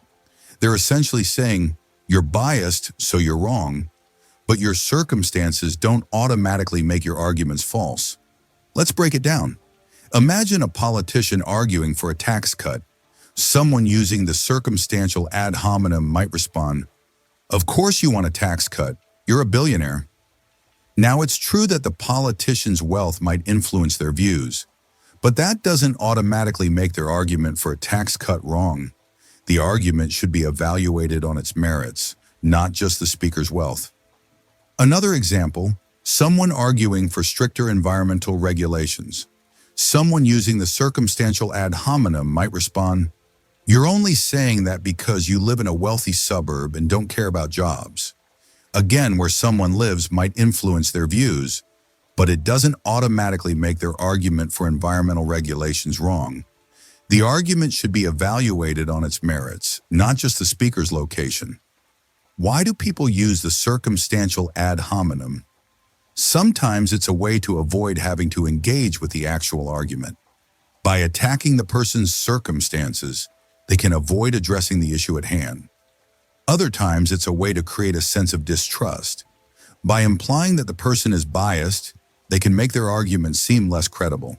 And sometimes it's a way to shut down a conversation without any real effort. The problem with the circumstantial ad hominem is that it ignores the importance of evaluating arguments on their own merits. It can lead to dismissing valid claims based on irrelevant circumstances. It creates a hostile environment for debate and prevents meaningful dialogue. It avoids any actual engagement with the presented point. So how do you spot a circumstantial ad hominem? Look for arguments that attack the person's circumstances or background rather than their argument. Pay attention to arguments that imply bias based on irrelevant factors. Ask yourself if the person's circumstances are actually relevant to the validity of their argument. If you spot a circumstantial ad hominem, call it out. Politely, of course, say something like, "I understand that my wealth might influence my views, but let's focus on the actual arguments for and against the tax cut." Or, "I understand that where I live might influence my views, but let's focus on the actual arguments for and against environmental regulations."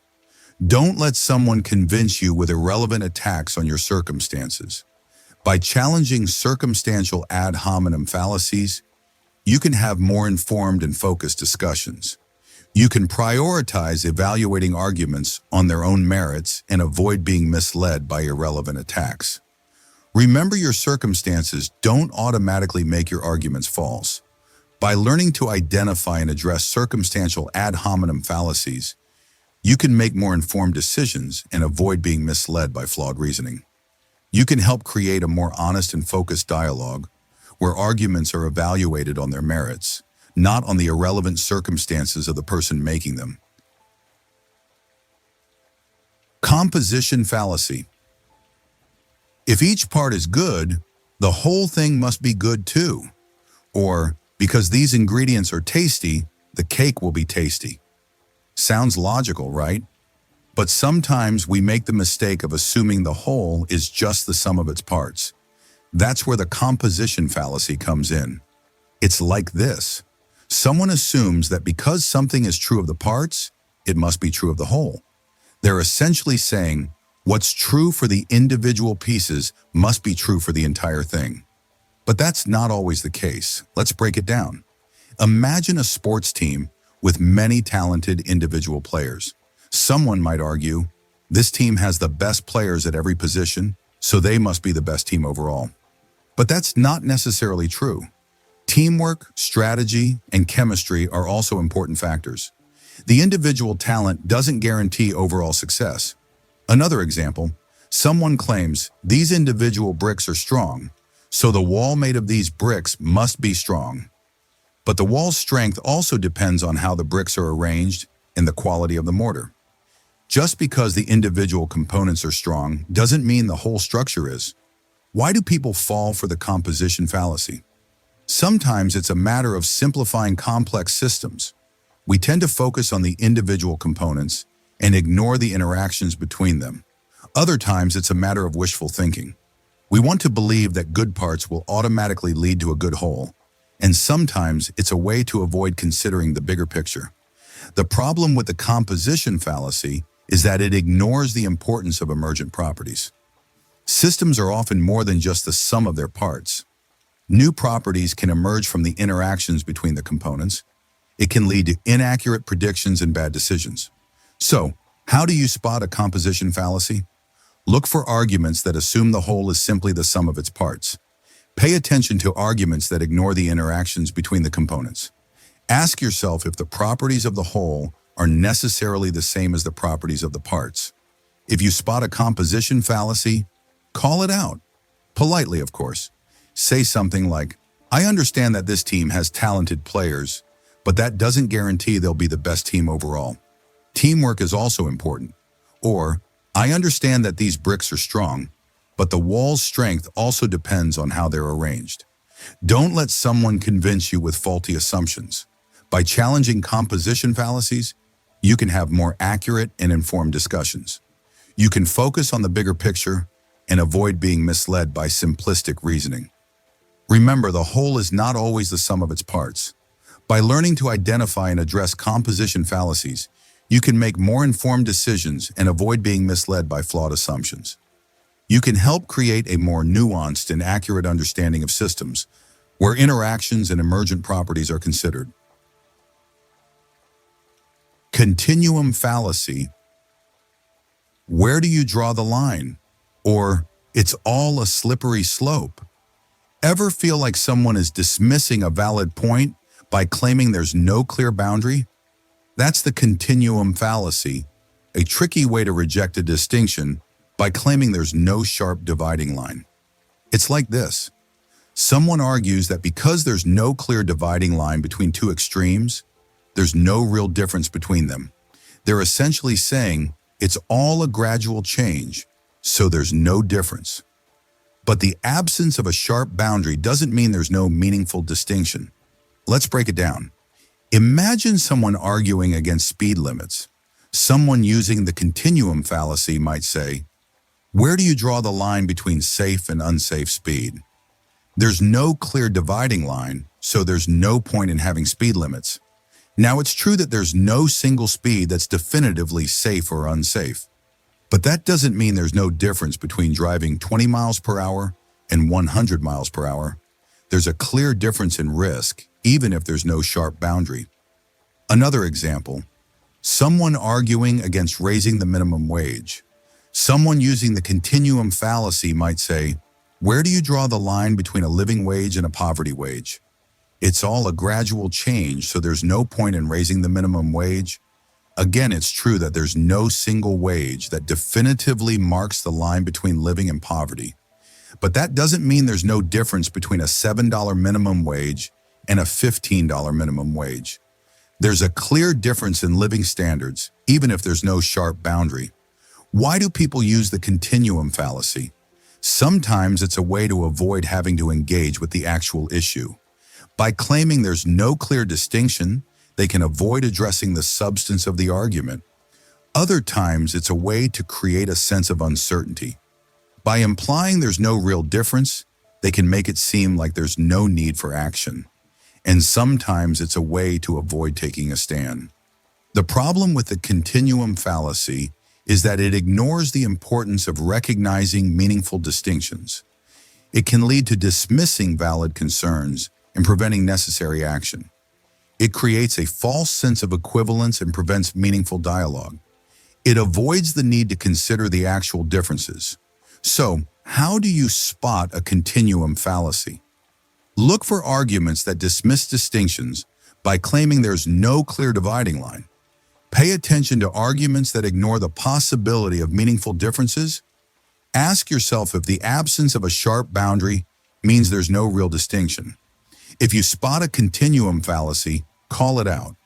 Politely, of course, say something like, I understand that there's no single speed that's definitively safe, but that doesn't mean there's no difference between 20 miles per hour and 100 miles per hour. Let's focus on the relative risks.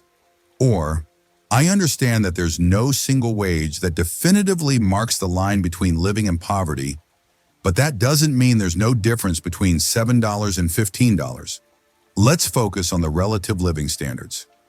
Don't let someone convince you with irrelevant claims about the absence of sharp boundaries. By challenging Continuum Fallacies, you can have more focused and productive discussions. You can prioritize recognizing meaningful distinctions and avoid being misled by irrelevant claims of gradual change. Remember, the absence of a sharp boundary doesn't mean there's no meaningful distinction. By learning to identify and address Continuum Fallacies, you can make more informed decisions and avoid being misled by flawed reasoning. You can help create a more nuanced and effective dialogue where meaningful distinctions are acknowledged, not dismissed. Definist Fallacy, you're changing the definition. Or, that's not what that word really means. Ever feel like someone is arguing about the meaning of a word, not the actual issue? That's the Definist Fallacy, a tricky way to win an argument by redefining terms. It's like this. Someone argues that a claim is false simply because it doesn't fit their personal definition of a key term. They're essentially saying, you're wrong because you're using the wrong definition. But definitions can be subjective, and changing them doesn't change the underlying reality. Let's break it down. Imagine someone arguing about whether a certain action is courageous. Someone using the Definist Fallacy might say, that wasn't courageous because courage means being fearless. Now, while that's one definition of courage, it's not the only one. Many people would define courage as acting despite fear. The person is using their own definition to dismiss the other person's claim. Another example, someone arguing about whether a certain policy is fair. Someone using the Definist Fallacy might say, that's not fair because fairness means everyone gets the exact same thing. Again, that's one definition of fairness, but it's not the only one. Many people would define fairness as everyone getting what they need. The person is using their own definition to dismiss the other person's argument. Why do people use the Definist Fallacy? Sometimes it's a way to avoid having to engage with the actual issue. By arguing about definitions, they can avoid addressing the substance of the argument. Other times, it's a way to assert intellectual dominance. By claiming their definition is the only correct one, they can make themselves feel superior. And sometimes it's a way to shut down a conversation without any real effort. The problem with the Definist Fallacy is that it ignores the importance of considering different perspectives and definitions. It can lead to unproductive arguments and unresolved conflicts. It creates a false sense of certainty and prevents meaningful dialogue. It avoids the need to consider the actual issue. So how do you spot a Definist Fallacy? Look for arguments that dismiss claims based on personal definitions of key terms. Pay attention to arguments that ignore the possibility of other valid definitions. Ask yourself if the person's definition is the only possible one. If you spot a Definist Fallacy, call it out. Politely, of course. Say something like, I understand that you define courage as being fearless, but many people define it as acting despite fear. Let's discuss the action itself. regardless of the definition. Or, I understand that you define fairness as everyone getting the exact same thing, but many people define it as everyone getting what they need. Let's discuss the policy itself, regardless of the definition. Don't let someone convince you with irrelevant arguments about definitions. By challenging definist fallacies, you can have more focused and productive discussions. You can prioritize addressing the actual issue and avoid being sidetracked by irrelevant arguments about semantics.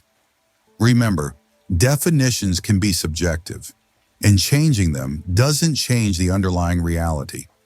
By learning to identify and address definist fallacies, you can make more informed decisions and avoid being misled by flawed reasoning. You can help create a more honest and focused dialogue where issues are addressed directly, not deflected by semantic arguments. Appeal to the stone fallacy. That's just nonsense, or I refuse to believe that. Ever been dismissed without a second thought? That's the appeal to the stone, a blunt way to reject an idea without any real reason. It's like this. Someone dismisses a claim as absurd or false without providing any evidence or counterargument. They're essentially saying, I don't like it, so it's wrong. But just because you don't like something doesn't make it untrue. Let's break it down. Imagine someone presenting scientific evidence that challenges a long-held belief. Someone using the appeal to the stone might simply say, that's ridiculous. I don't believe it. They offer no counter-evidence, no logical reasoning, just a flat dismissal. They treat their own disbelief as if it were a solid, unmovable stone. Another example, someone proposes a new solution to a complex problem. Someone using the appeal to the stone might respond, that's just crazy, it'll never work. Again, no explanation, no reasoning, just a knee-jerk rejection. They act as if their opinion is the only one that matters. Why do people use the appeal to the stone? Sometimes it's a way to avoid cognitive dissonance. When faced with information that challenges their worldview, they might dismiss it to maintain their existing beliefs. Other times, it's a way to avoid intellectual effort. By claiming something is absurd, they can avoid having to learn and understand it. And sometimes, it's a way to assert dominance. By dismissing someone's ideas, they can make themselves feel superior. The problem with the appeal to the stone is that it shuts down constructive dialogue. It ignores the importance of evidence and critical thinking. It prevents us from considering different perspectives. It treats personal disbelief as a sufficient counterargument. So how do you spot an appeal to the stone? Look for arguments that dismiss claims without providing any reasoning. Pay attention to arguments that rely solely on personal opinions of disbelief. Ask yourself if the person is providing any evidence or counterarguments. If you spot an appeal to the stone, call it out. Politely, of course. Say something like, I understand that you find the scientific evidence challenging, but simply dismissing it doesn't make it untrue. Let's discuss the evidence. Or, I understand that you think the solution is crazy, but let's consider the reasoning behind it. Don't let someone convince you with empty dismissals. By challenging appeals to the stone, you can have more informed and productive discussions.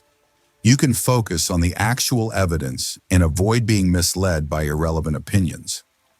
Remember, disbelief isn't an argument. By learning to identify and address appeals to the stone, you can make more informed decisions and avoid being misled by flawed reasoning. You can help create a more open and reasoned dialogue where claims are evaluated based on evidence, not just personal opinions. Hasty generalization fallacy. Ever heard someone say, my grandpa smoked a pack a day and lived to 90, so smoking can't be that bad? Or, I know a guy who won the lottery, so buying tickets is a sure way to get rich. These kinds of statements sound convincing, but they often fall victim to a common thinking error called hasty generalization. It's like this. You're looking at a tiny piece of a puzzle and trying to guess what the whole picture is. You're drawing a broad conclusion based on limited or insufficient evidence. You're taking a small sample size and applying it to a much larger group. Let's break it down. Imagine you're visiting a new city and you see 3 people driving recklessly. You might think, wow, everyone in this city drives like a maniac. But that's a hasty generalization. You saw only a few drivers, and you're assuming that they represent the entire population of the city. Another example. Someone might say, I tried a new restaurant and the food was terrible. Therefore, all the food at that restaurant is terrible. They had one bad experience and they're generalizing it to all the food at the restaurant. Why do people make hasty generalizations? Sometimes it's a matter of convenience. It's easier to make quick judgments based on limited information than to gather more data. Other times, it's a matter of bias. We tend to remember the information that confirms our existing beliefs, and we ignore the information that contradicts them. The problem with hasty generalizations is that they can lead to inaccurate and unfair conclusions. They can reinforce stereotypes and prejudices. They can also lead to bad decisions. For example, if you make a hasty generalization about a product or service, you might miss out on a good opportunity. So how do you spot a hasty generalization? Look for statements that use words like all, every, always, and never. These words often indicate that someone is making a broad generalization. Also, ask yourself if the evidence is sufficient. Is the sample size large enough? Is it representative of the whole group? If you spot a hasty generalization, call it out. Politely, of course.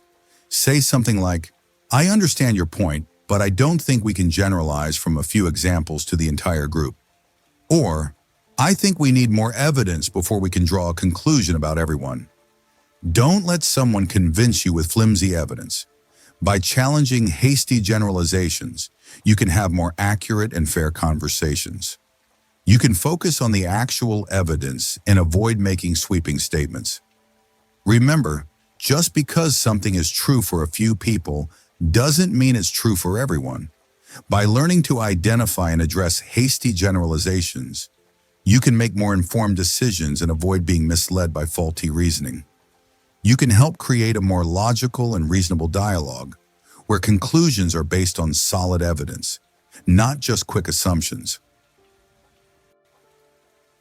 Historian's Fallacy. They should have known better. Ever judge historical figures by today's standards? That's the historian's fallacy, a tricky way to ignore the context of the past. It's like this. Someone judges past actions or decisions based on information that was only available later, ignoring the limited knowledge of the time. They're essentially saying they should have known what we know now, but people in the past didn't have access to the same information we have today. Let's break it down. Imagine someone criticizing a general from a past war for making a strategic mistake. The person might say, the general should have known that the enemy was planning an ambush. But the general didn't have access to the intelligence we have now. They were making decisions based on the information available at the time. The person is committing the historian's fallacy by judging the general with hindsight. Another example, someone criticizing a scientist from the past for holding incorrect beliefs. The person might say, the scientist should have known that their theory was wrong. But the scientist was working with the scientific knowledge of their time. They didn't have access to the discoveries we have now. The person is committing the historian's fallacy by judging the scientist with hindsight. Why do people use the historian's fallacy? Sometimes it's a way to create a false sense of superiority. By judging the past with hindsight, they can make themselves seem more intelligent. Other times, it's a way to avoid having to understand the complexities of the past. By simplifying history, they can make it seem easier to understand. And sometimes it's a way to justify current beliefs by demonizing past actions. The problem with the historian's fallacy is that it distorts our understanding of the past. It can lead to unfair judgments and inaccurate interpretations. It creates a false sense of moral superiority and prevents us from learning from history. It avoids the need to consider the level of historical context. So how do you spot the historian's fallacy? Look for arguments that judge past actions or decisions based on information that was only available later. Pay attention to arguments that ignore the limited knowledge of the time. Ask yourself if the person is considering the historical context. If you spot the historian's fallacy, call it out. Politely, of course. Say something like, "I understand that the general strategy seems flawed now, but they were making decisions based on the information available at the time." Or, "I understand that the scientist's theory seems incorrect now, but they were working with the scientific knowledge of their time." Don't let someone convince you with unfair judgments based on hindsight. By challenging the historian's fallacy, you can have more accurate and informed discussions about the past. You can prioritize understanding the historical context and avoid being misled by present-day biases. Remember, people in the past didn't have access to the same information we have today.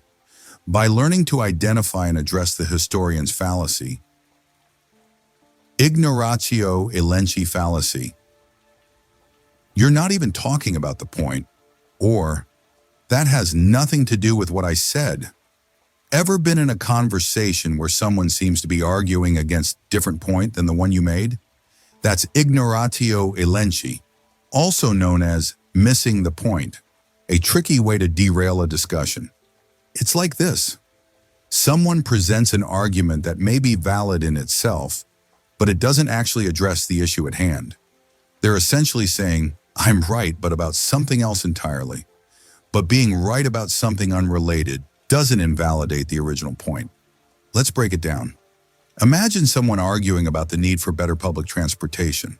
Someone using ignoratio elenchi might respond, "But think of the jobs created by building more roads." Now, job creation is a valid point, but it doesn't address the issue of improving public transportation. They're missing the point.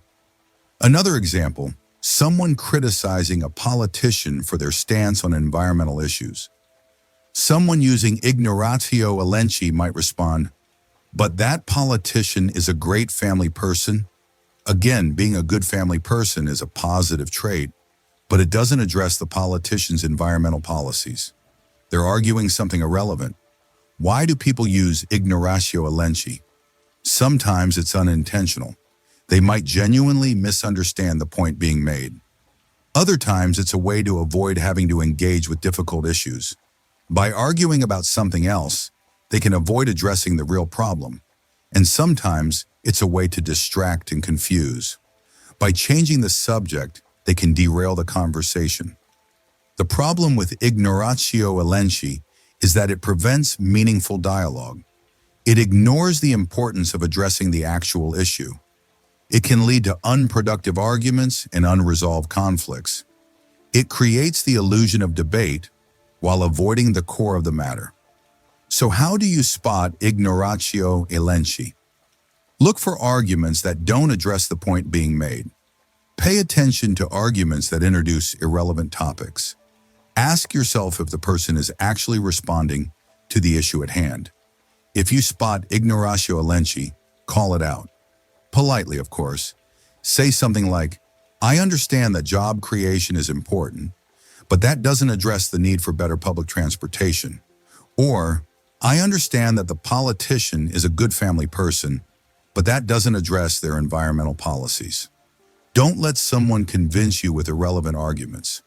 By challenging ignoratio elenchi, you can have more focused and productive discussions.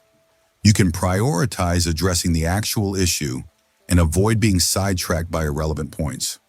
Remember, being right about something else doesn't invalidate the original point.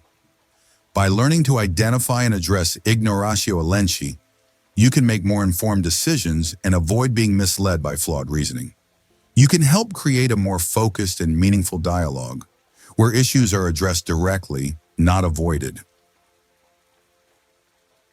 Incomplete comparison fallacy. This is better, or this is faster. Ever feel like a comparison is missing some crucial information? That's the incomplete comparison fallacy, a tricky way to make something seem better than it is by leaving out important details. It's like this.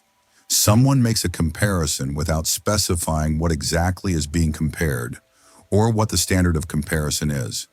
They're essentially saying, this is better, without telling you better than what, or better in what way. Let's break it down. Imagine an advertisement saying, our phone has a faster processor. Now that sounds great, but faster than what? Faster than last year's model? Faster than a competitor's phone? Faster at running games or browsing the internet? Without specifying the comparison, the claim is meaningless. Another example, someone claims, this car is more fuel efficient. Again, that sounds good, but more fuel efficient than what? More fuel efficient than a truck? More fuel efficient than the average car? More fuel efficient in city driving or highway driving. Without specifying the comparison, the claim is misleading. Why do people use incomplete comparisons? Sometimes it's a way to create a false sense of superiority. By making vague claims, they can make their product or idea seem better than it actually is. Other times, it's a way to avoid having to provide specific evidence. By leaving out details, they can avoid being held accountable for their claims. And sometimes it's a way to exploit our tendency to automatically assume positive comparisons. The problem with incomplete comparisons is that they mislead and deceive. They can lead to making bad decisions based on incomplete information. They create a false sense of superiority and prevent meaningful comparisons. They avoid the need to provide all the necessary information. So how do you spot an incomplete comparison? Look for arguments that make comparisons without specifying what exactly is being compared. Pay attention to arguments that leave out important details. Ask yourself if the comparison is clear and complete. If you spot an incomplete comparison, call it out. Politely, of course. Say something like, you say your phone has a faster processor, but faster than what? Can you specify the comparison? Or, you say this car is more fuel efficient, but more fuel efficient than what? Can you provide more details? Don't let someone convince you with vague and misleading comparisons. By challenging incomplete comparisons, you can have more informed and accurate discussions. You can prioritize understanding the full context of a comparison and avoid being misled by incomplete information. Remember, a comparison is only meaningful when it's clear and complete. By learning to identify and address incomplete comparisons, you can make more informed decisions and avoid being misled by flawed reasoning. You can help create a more honest and transparent dialogue where comparisons are made with all the necessary information. Loaded question fallacy. Ever been asked a question that feels like a trap no matter how you answer? Like, have you stopped beating your wife? Even if you've never beaten anyone. That's a classic example of a loaded question. It's a sneaky way to imply something without actually stating it. It's like this. Someone asks a question that contains an assumption, and that assumption is harmful or misleading. They're essentially saying, answer this question, and you'll admit to something you didn't do. But just because you answer the question doesn't mean you agree with the assumption. Let's break it down. Imagine someone asking, why are politicians so corrupt? This question assumes that all politicians are corrupt, but that's not necessarily true. There are honest politicians and there are corrupt ones. By asking the question in this way, the person is trying to imply that corruption is widespread. Another example, when will you stop wasting taxpayer money on useless projects? This question assumes that the projects are useless, but that's a matter of opinion. The projects might be valuable to some people. By asking the question in this way, the person is trying to imply that the projects are a waste. Why do people use loaded questions? Sometimes it's a way to manipulate the conversation. By inserting an assumption into the question, they can control the narrative. Other times it's a way to damage someone's reputation. By implying something negative, they can make the person look bad. And sometimes it's just a way to make a point without having to provide evidence. The problem with loaded questions is that they force the respondent into a defensive position. They have to either deny the assumption, which might make them look guilty, or accept the assumption, which might damage their credibility. It puts you in a no-win situation. So how do you spot a loaded question? Look for questions that contain hidden assumptions. Pay attention to questions that use loaded language or emotional terms. Ask yourself if the question is fair and unbiased. If you spot a loaded question, call it out. Politely, of course. Say something like, "I'm not going to answer that question because it assumes that all politicians are corrupt," which I don't believe. Or, "I'm not going to answer that question because it assumes that the projects are useless," which is a matter of opinion. Don't let someone trap you with loaded questions. By challenging loaded questions, you can have more honest and productive conversations. You can avoid being forced into a defensive position and focus on the actual issues. Remember, just because someone asks a question doesn't mean you have to answer it. By learning to identify and address loaded questions, you can have more meaningful discussions and avoid being misled by deceptive tactics. You can help create a more fair and balanced dialogue, where assumptions are challenged, not accepted. Ludic Fallacy. Life is a game, right? Just calculate the odds. Ever tried to apply the perfect rules of a game to the messy reality of life? That's the Ludic Fallacy, a tricky way to think we can predict the unpredictable. It's like this.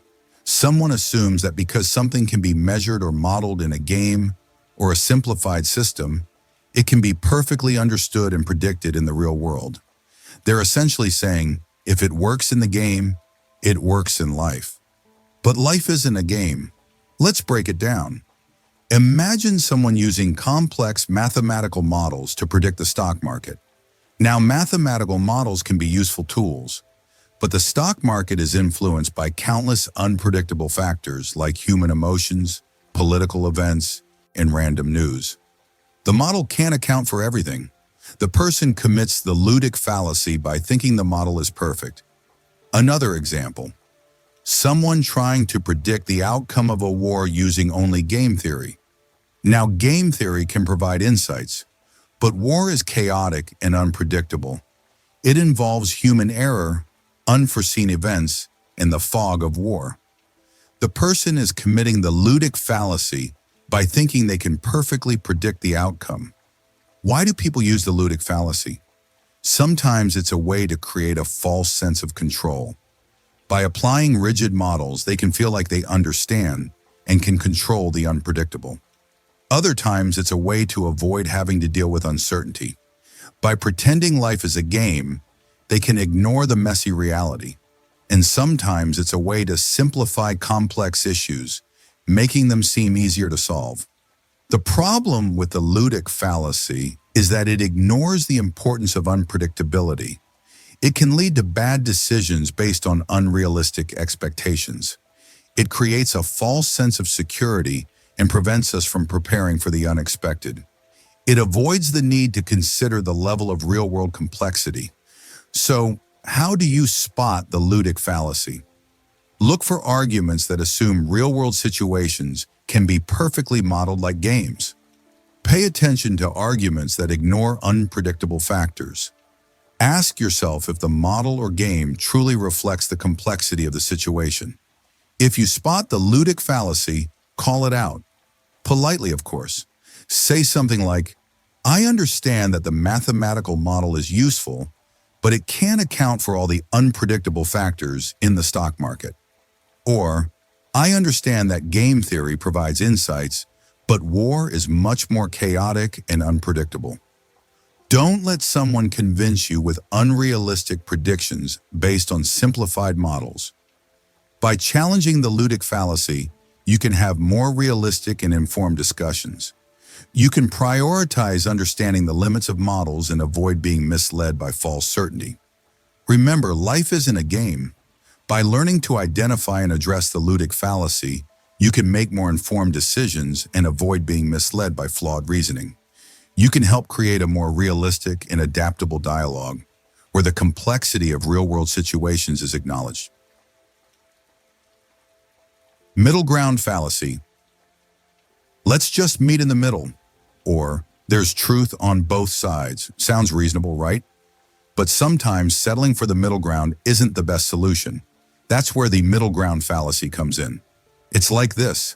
Someone argues that the compromise between two extremes is always the correct answer.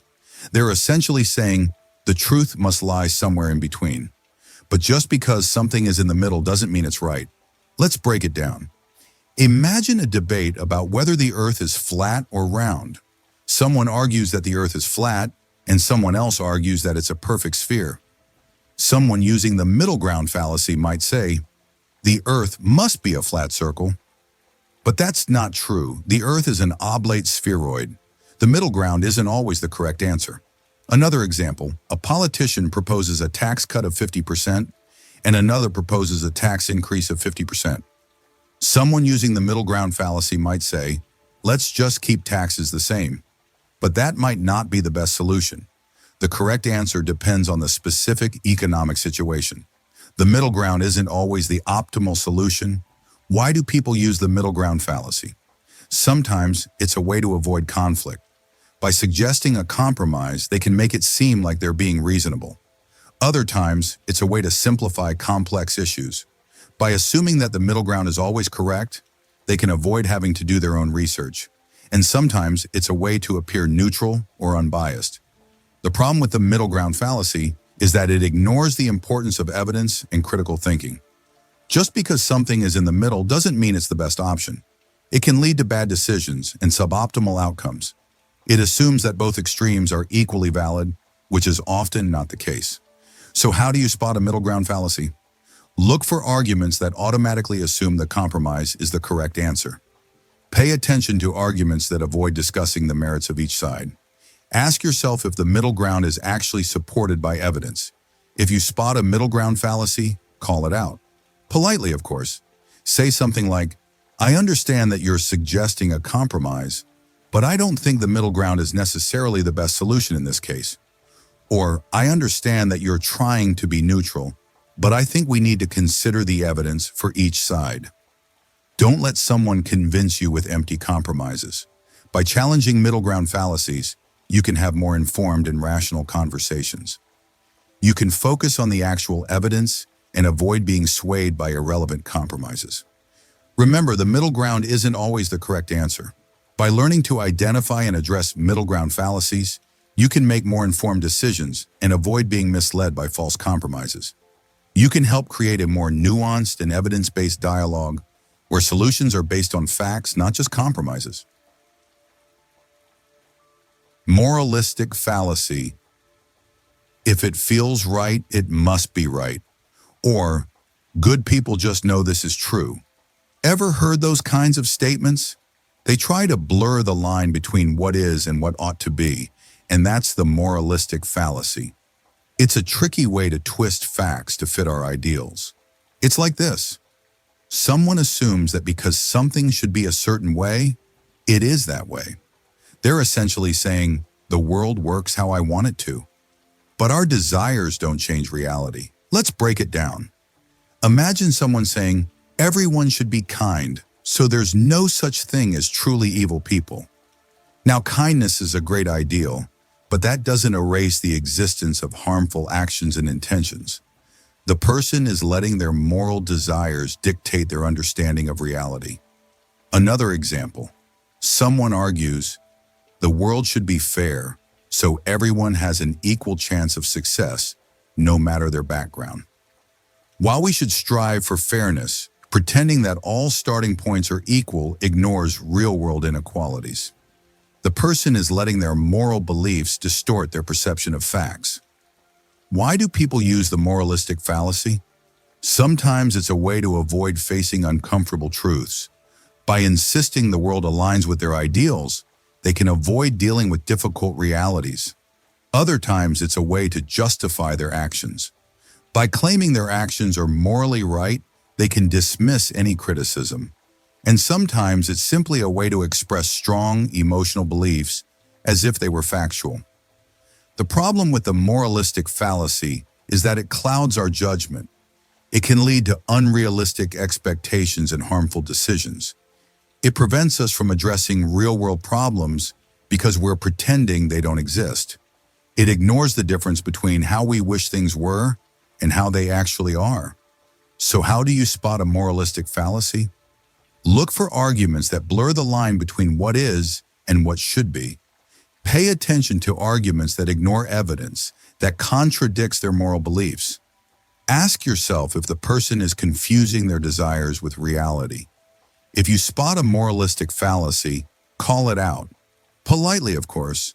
Say something like, "I understand that kindness is important, but that doesn't mean evil doesn't exist.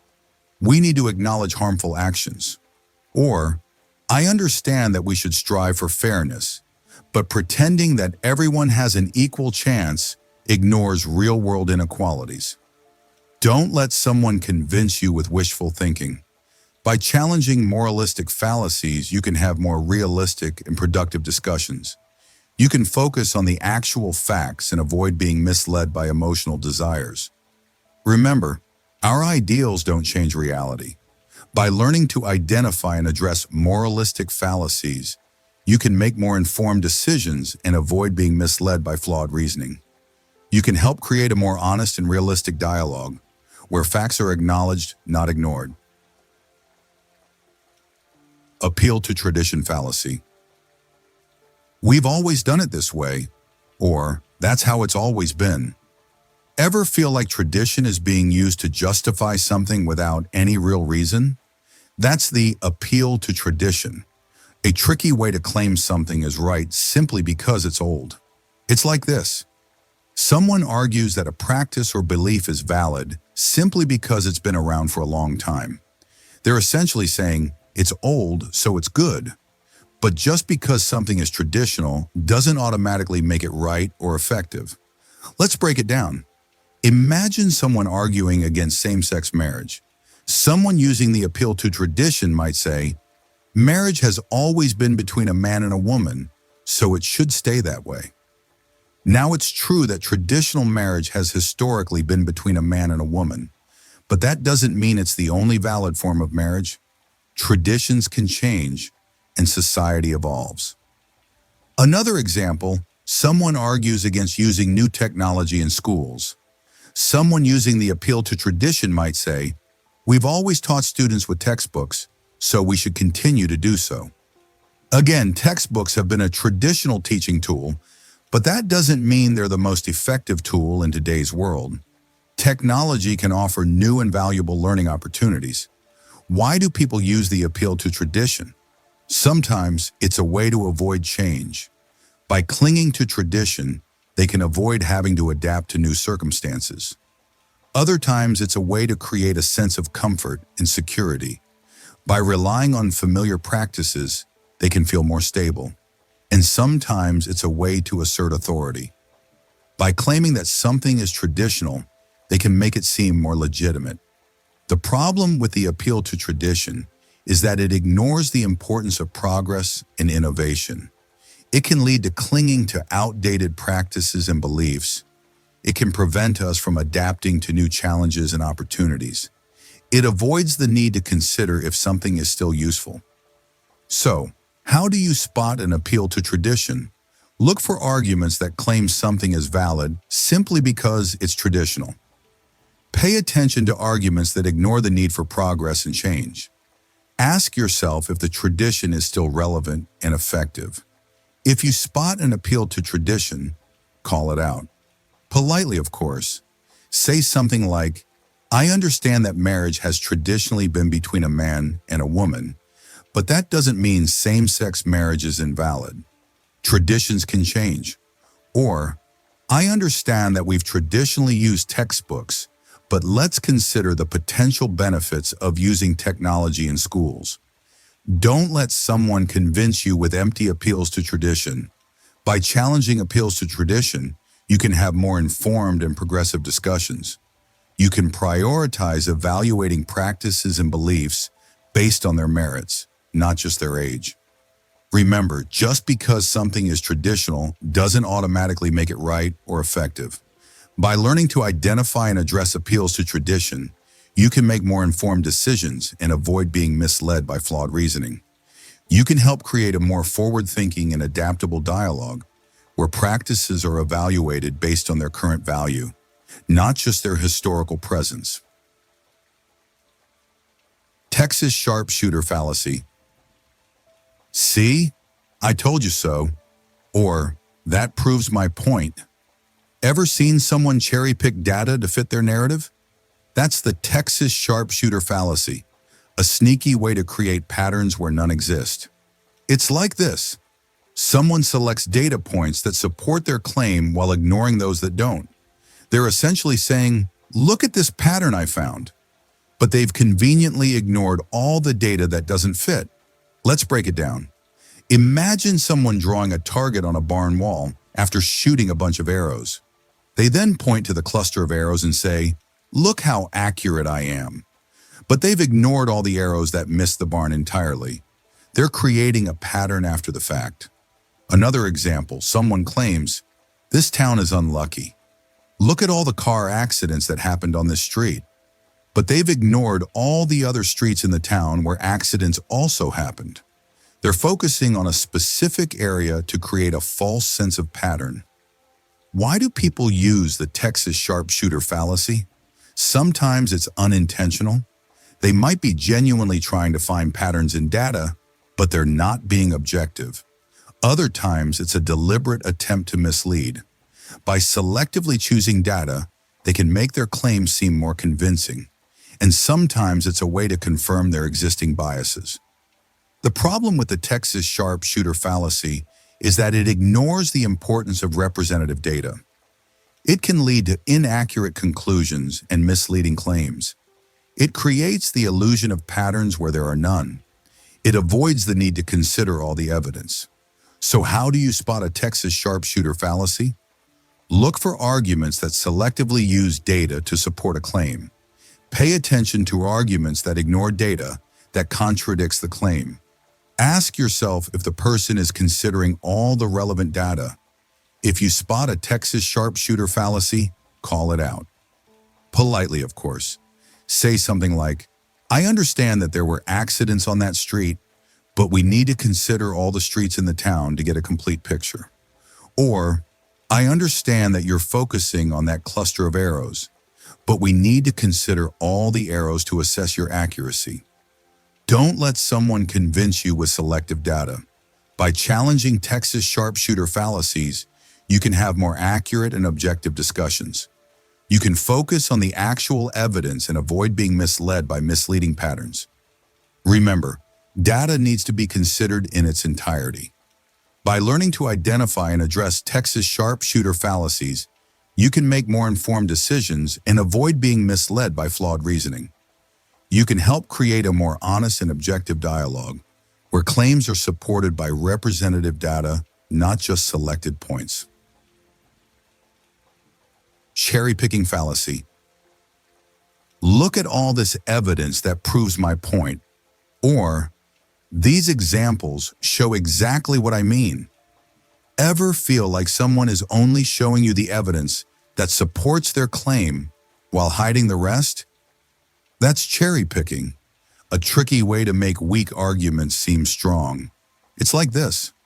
Someone selects only the data or examples that support their argument, while ignoring any evidence that contradicts it.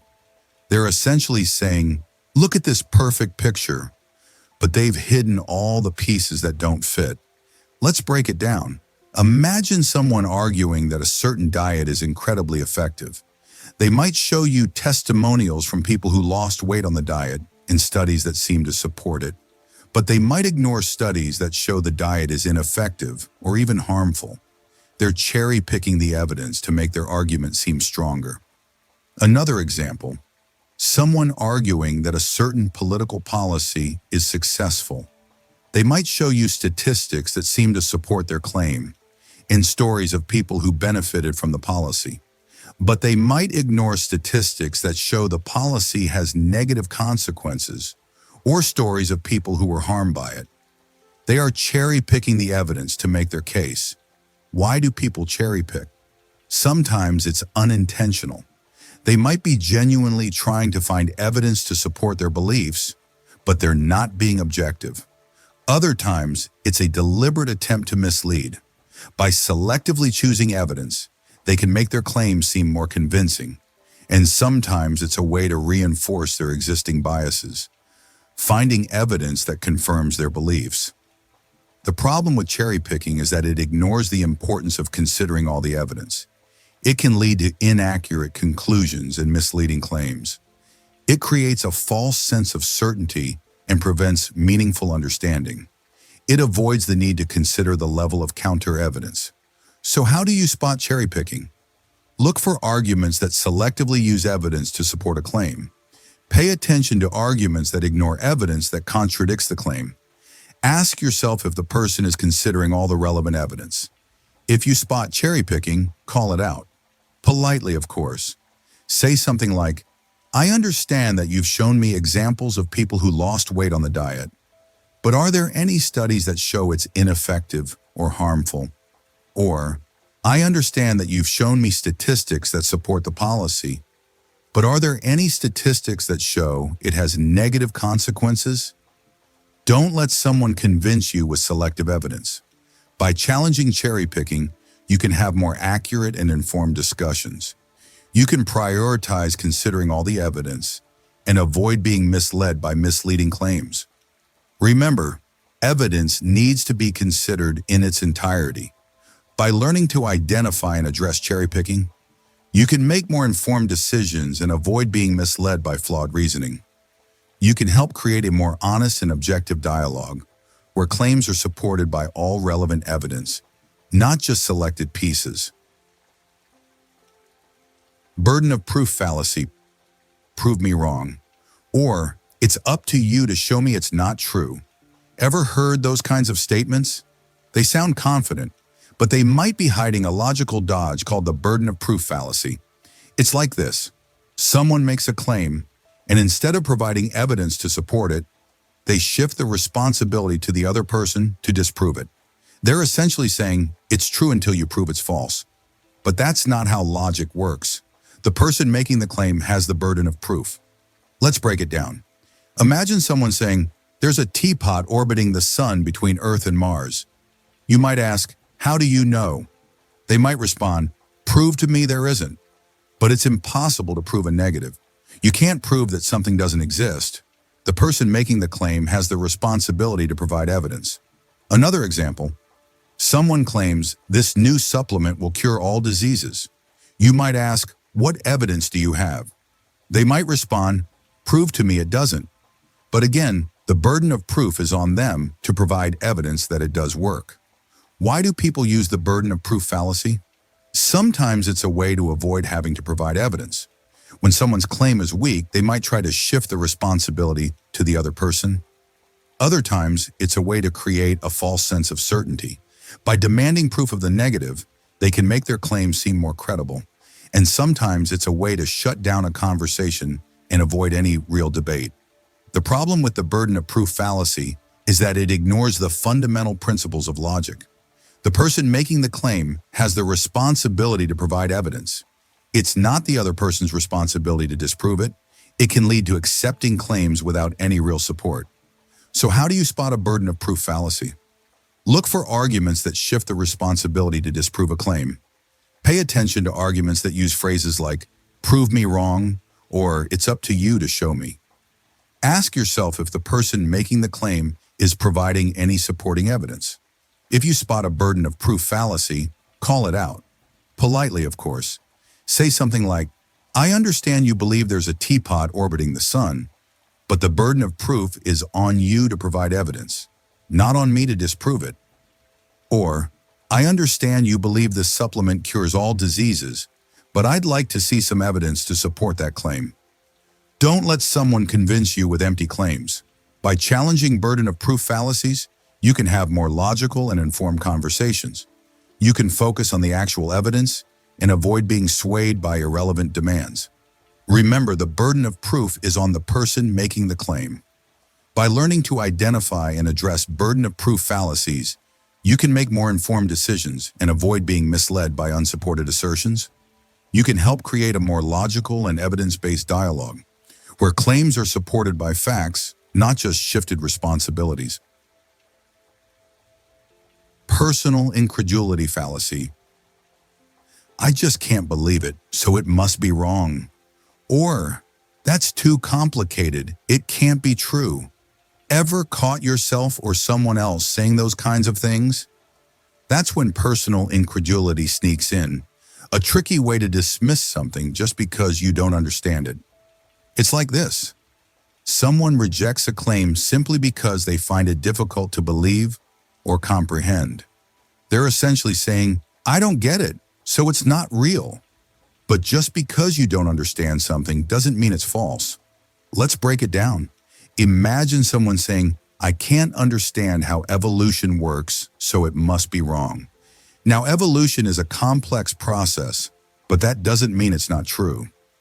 Scientific theories often involve intricate concepts that take time and effort to grasp. The person is letting their lack of understanding dictate their belief. Another example, someone argues, the universe is too vast to have form by chance, so there must be a creator. While the universe is indeed vast, that doesn't automatically prove the existence of a creator.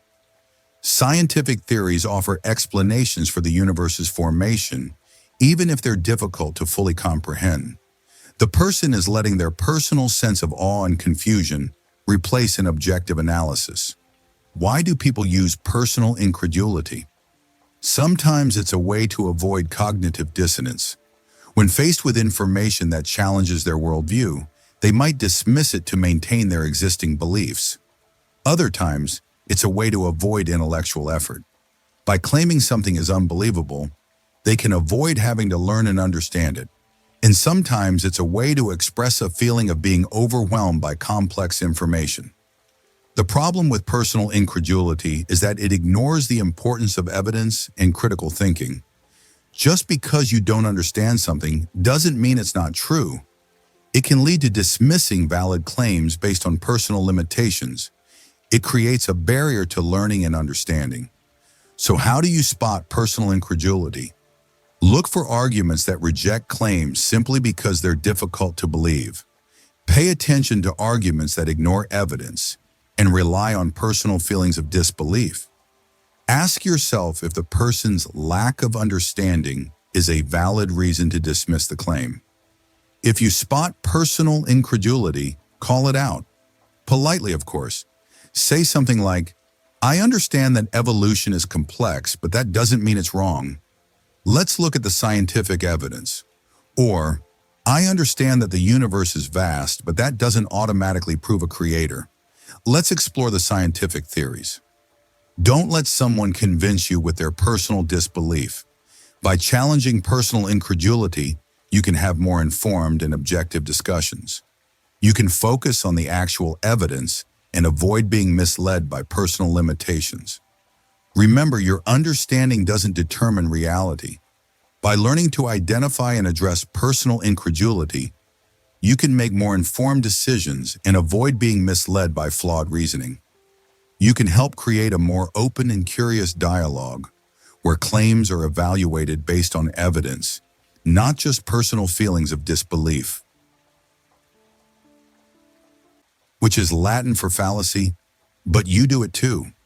Ever caught yourself or someone else using that phrase in an argument? It sounds like a quick comeback, but it often hides a logical trap called to quoque, which is Latin for you too. It's a way of deflecting criticism by pointing out the hypocrisy of the person making the argument. It's like this. Someone accuses you of doing something wrong, and instead of addressing the accusation, you say, but you do it too. You're essentially saying your argument is invalid because you're also guilty. But just because someone is a hypocrite doesn't mean their argument is wrong. Let's break it down. Imagine someone criticizing you for eating unhealthy food. You might respond, but you eat junk food all the time. Now, their eating habits might be relevant to a discussion about healthy lifestyles, but they don't invalidate their criticism of your diet. You're deflecting the criticism instead of addressing it. Another example, A politician criticizes their opponent for accepting donations from special interest groups. The opponent responds, "But you accept donations from special interest groups too." Again, both politicians might be guilty of the same practice, but that doesn't mean the original criticism is invalid. It just means both parties may need to change their practices. Why do people use tu quoque? Sometimes it's a way to avoid taking responsibility for their actions. When someone is caught doing something wrong, they might try to shift the blame by pointing out the hypocrisy of others. Other times, it's a way to shut down criticism. By making the accuser look hypocritical, they can undermine their credibility. And sometimes it's a knee-jerk reaction to feeling attacked. The problem with tu quoque is that it ignores the actual issue at hand. It creates a false equivalence between the accuser and the accused. It prevents productive discussions and makes it difficult to resolve conflicts. It's a way of saying, if you're not perfect, you can't criticize me. So how do you spot a tu quoque fallacy? Look for arguments that deflect criticism by pointing out the hypocrisy of the accuser. Pay attention to arguments that avoid addressing the actual issue. Ask yourself if the accuser's actions are relevant to the validity of their argument. If you spot a tu quoque fallacy, call it out. Politely, of course. Say something like, "I understand that you also eat junk food, but that doesn't change the fact that my diet could be healthier." Or, "I understand that you also accept donations from special interest groups, but that doesn't invalidate the criticism of my own donations." Don't let someone distract you from the real issue. By challenging tu quoque fallacies, you can have more honest and productive conversations. You can focus on the actual issue and avoid being sidetracked by irrelevant accusations. Remember, just because someone is a hypocrite doesn't mean their argument is wrong. By learning to identify and address tu quoque fallacies, you can have more meaningful discussions and avoid being misled by deceptive tactics. You can help create a more focused and productive dialogue where the actual issues are addressed, not deflected. Psychologist fallacy. You're just projecting your own feelings, or you're analyzing me, not the issue. Ever feel like someone is trying to explain away your views by claiming you're psychologically flawed? That's the psychologist fallacy, a tricky way to dismiss arguments by claiming they're just psychological projections. It's like this. Someone assumes that because a person's beliefs or arguments might be influenced by psychological factors, they must be invalid. They're essentially saying, you're just saying that because of your feelings. But psychological influences don't automatically make an argument false. Let's break it down. Imagine someone arguing for stricter gun control. Someone using the psychologist fallacy might respond, "You're just saying that because you have a fear of guns." Now, it's possible that the person's fear of guns influences their views, but that doesn't mean their argument for gun control is invalid. The argument should be evaluated on its merits, not just the speaker's potential psychological motivations. Another example, someone criticizing a politician's policies. Someone using the psychologist fallacy might respond, "You're just projecting your own insecurities onto the politician." Again, it's possible that the critic's insecurities influence their views, but that doesn't mean their criticism of the policies is invalid. The criticism should be evaluated on its merits, not just the critic's potential psychological motivations. Why do people use the psychologist fallacy? Sometimes it's a way to avoid having to engage with the actual argument. By claiming the person is just projecting their feelings, they can avoid addressing the issue at hand. Other times, it's a way to create a sense of distrust. By implying that the person is psychologically flawed, they can make their arguments seem less credible. And sometimes it's a way to shut down a conversation without any real effort. The problem with the psychologist fallacy is that it ignores the importance of evaluating arguments on their own merits. It can lead to dismissing valid claims based on irrelevant psychological motivations. It creates a hostile environment for debate and prevents meaningful dialogue. It avoids any actual engagement with the presented point. So how do you spot a psychologist fallacy? Look for arguments that dismiss claims by claiming they're just psychological projections. Pay attention to arguments that ignore the actual content of the claim. Ask yourself if the person's psychological motivations are actually relevant to the validity of their argument. If you spot a psychologist's fallacy, call it out. Politely, of course, say something like, "I understand that my fear of guns might influence my views, but let's focus on the actual arguments for and against gun control." Or, "I understand that my insecurities might influence my criticism, but let's focus on the actual criticism of the politician's policies." Don't let someone convince you with irrelevant claims of psychological projection. By challenging psychologists' fallacies, you can have more informed and focused discussions. You can prioritize evaluating arguments on their own merits and avoid being misled by irrelevant attacks on psychological motivations. Remember, psychological influences don't automatically make an argument false. By learning to identify and address psychologists' fallacies, you can make more informed decisions and avoid being misled by flawed reasoning. You can help create a more honest and focused dialogue where arguments are evaluated on their merits, not on the irrelevant psychological motivations of the person making them. Red Herring Fallacy. Have you ever been in a conversation where someone suddenly changed the subject just when you were about to make a good point? Or maybe you've seen a debate where the politicians seem to be talking about completely different things. That's a classic example of a red herring fallacy. It's like this. Someone throws a distraction into the conversation, like a smelly fish, to divert attention from the real issue. They're essentially saying, "Look over here. Don't worry about what we were just talking about." But just because they changed the subject doesn't mean the original issue went away. Let's break it down. Imagine you're arguing about the need for stricter gun control. Someone might respond, "But what about the mental health crisis? We need to address that too." Now, mental health is a serious issue, but it's not the same as gun control. They're throwing a red herring into the conversation to distract from the original point. Another example, you're discussing the high cost of college tuition. Someone might respond, "Well, students today are so lazy, they spend all their time on social media." Again, student behavior might be a valid topic, but it doesn't address the issue of tuition costs. They're changing the subject to avoid the real debate. Why do people use red herrings? Sometimes it's a way to avoid answering a difficult question. When someone's argument is weak, they might try to change the subject to avoid being challenged. Other times it's a way to manipulate the conversation.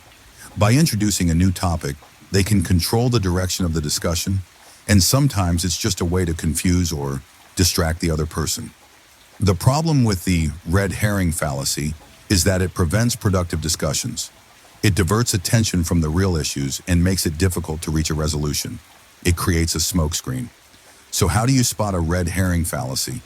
Look for arguments that introduce irrelevant topics. Pay attention to arguments that seem to change the subject abruptly. Ask yourself if the new topic is actually related to the original issue. If you spot a red herring fallacy, call it out. Politely, of course. Say something like, "I understand that mental health is important, but I'd like to stay focused on the issue of gun control." Or, "I understand that student behavior is a concern, but it doesn't address the issue of tuition costs." Don't let someone distract you from the real issue.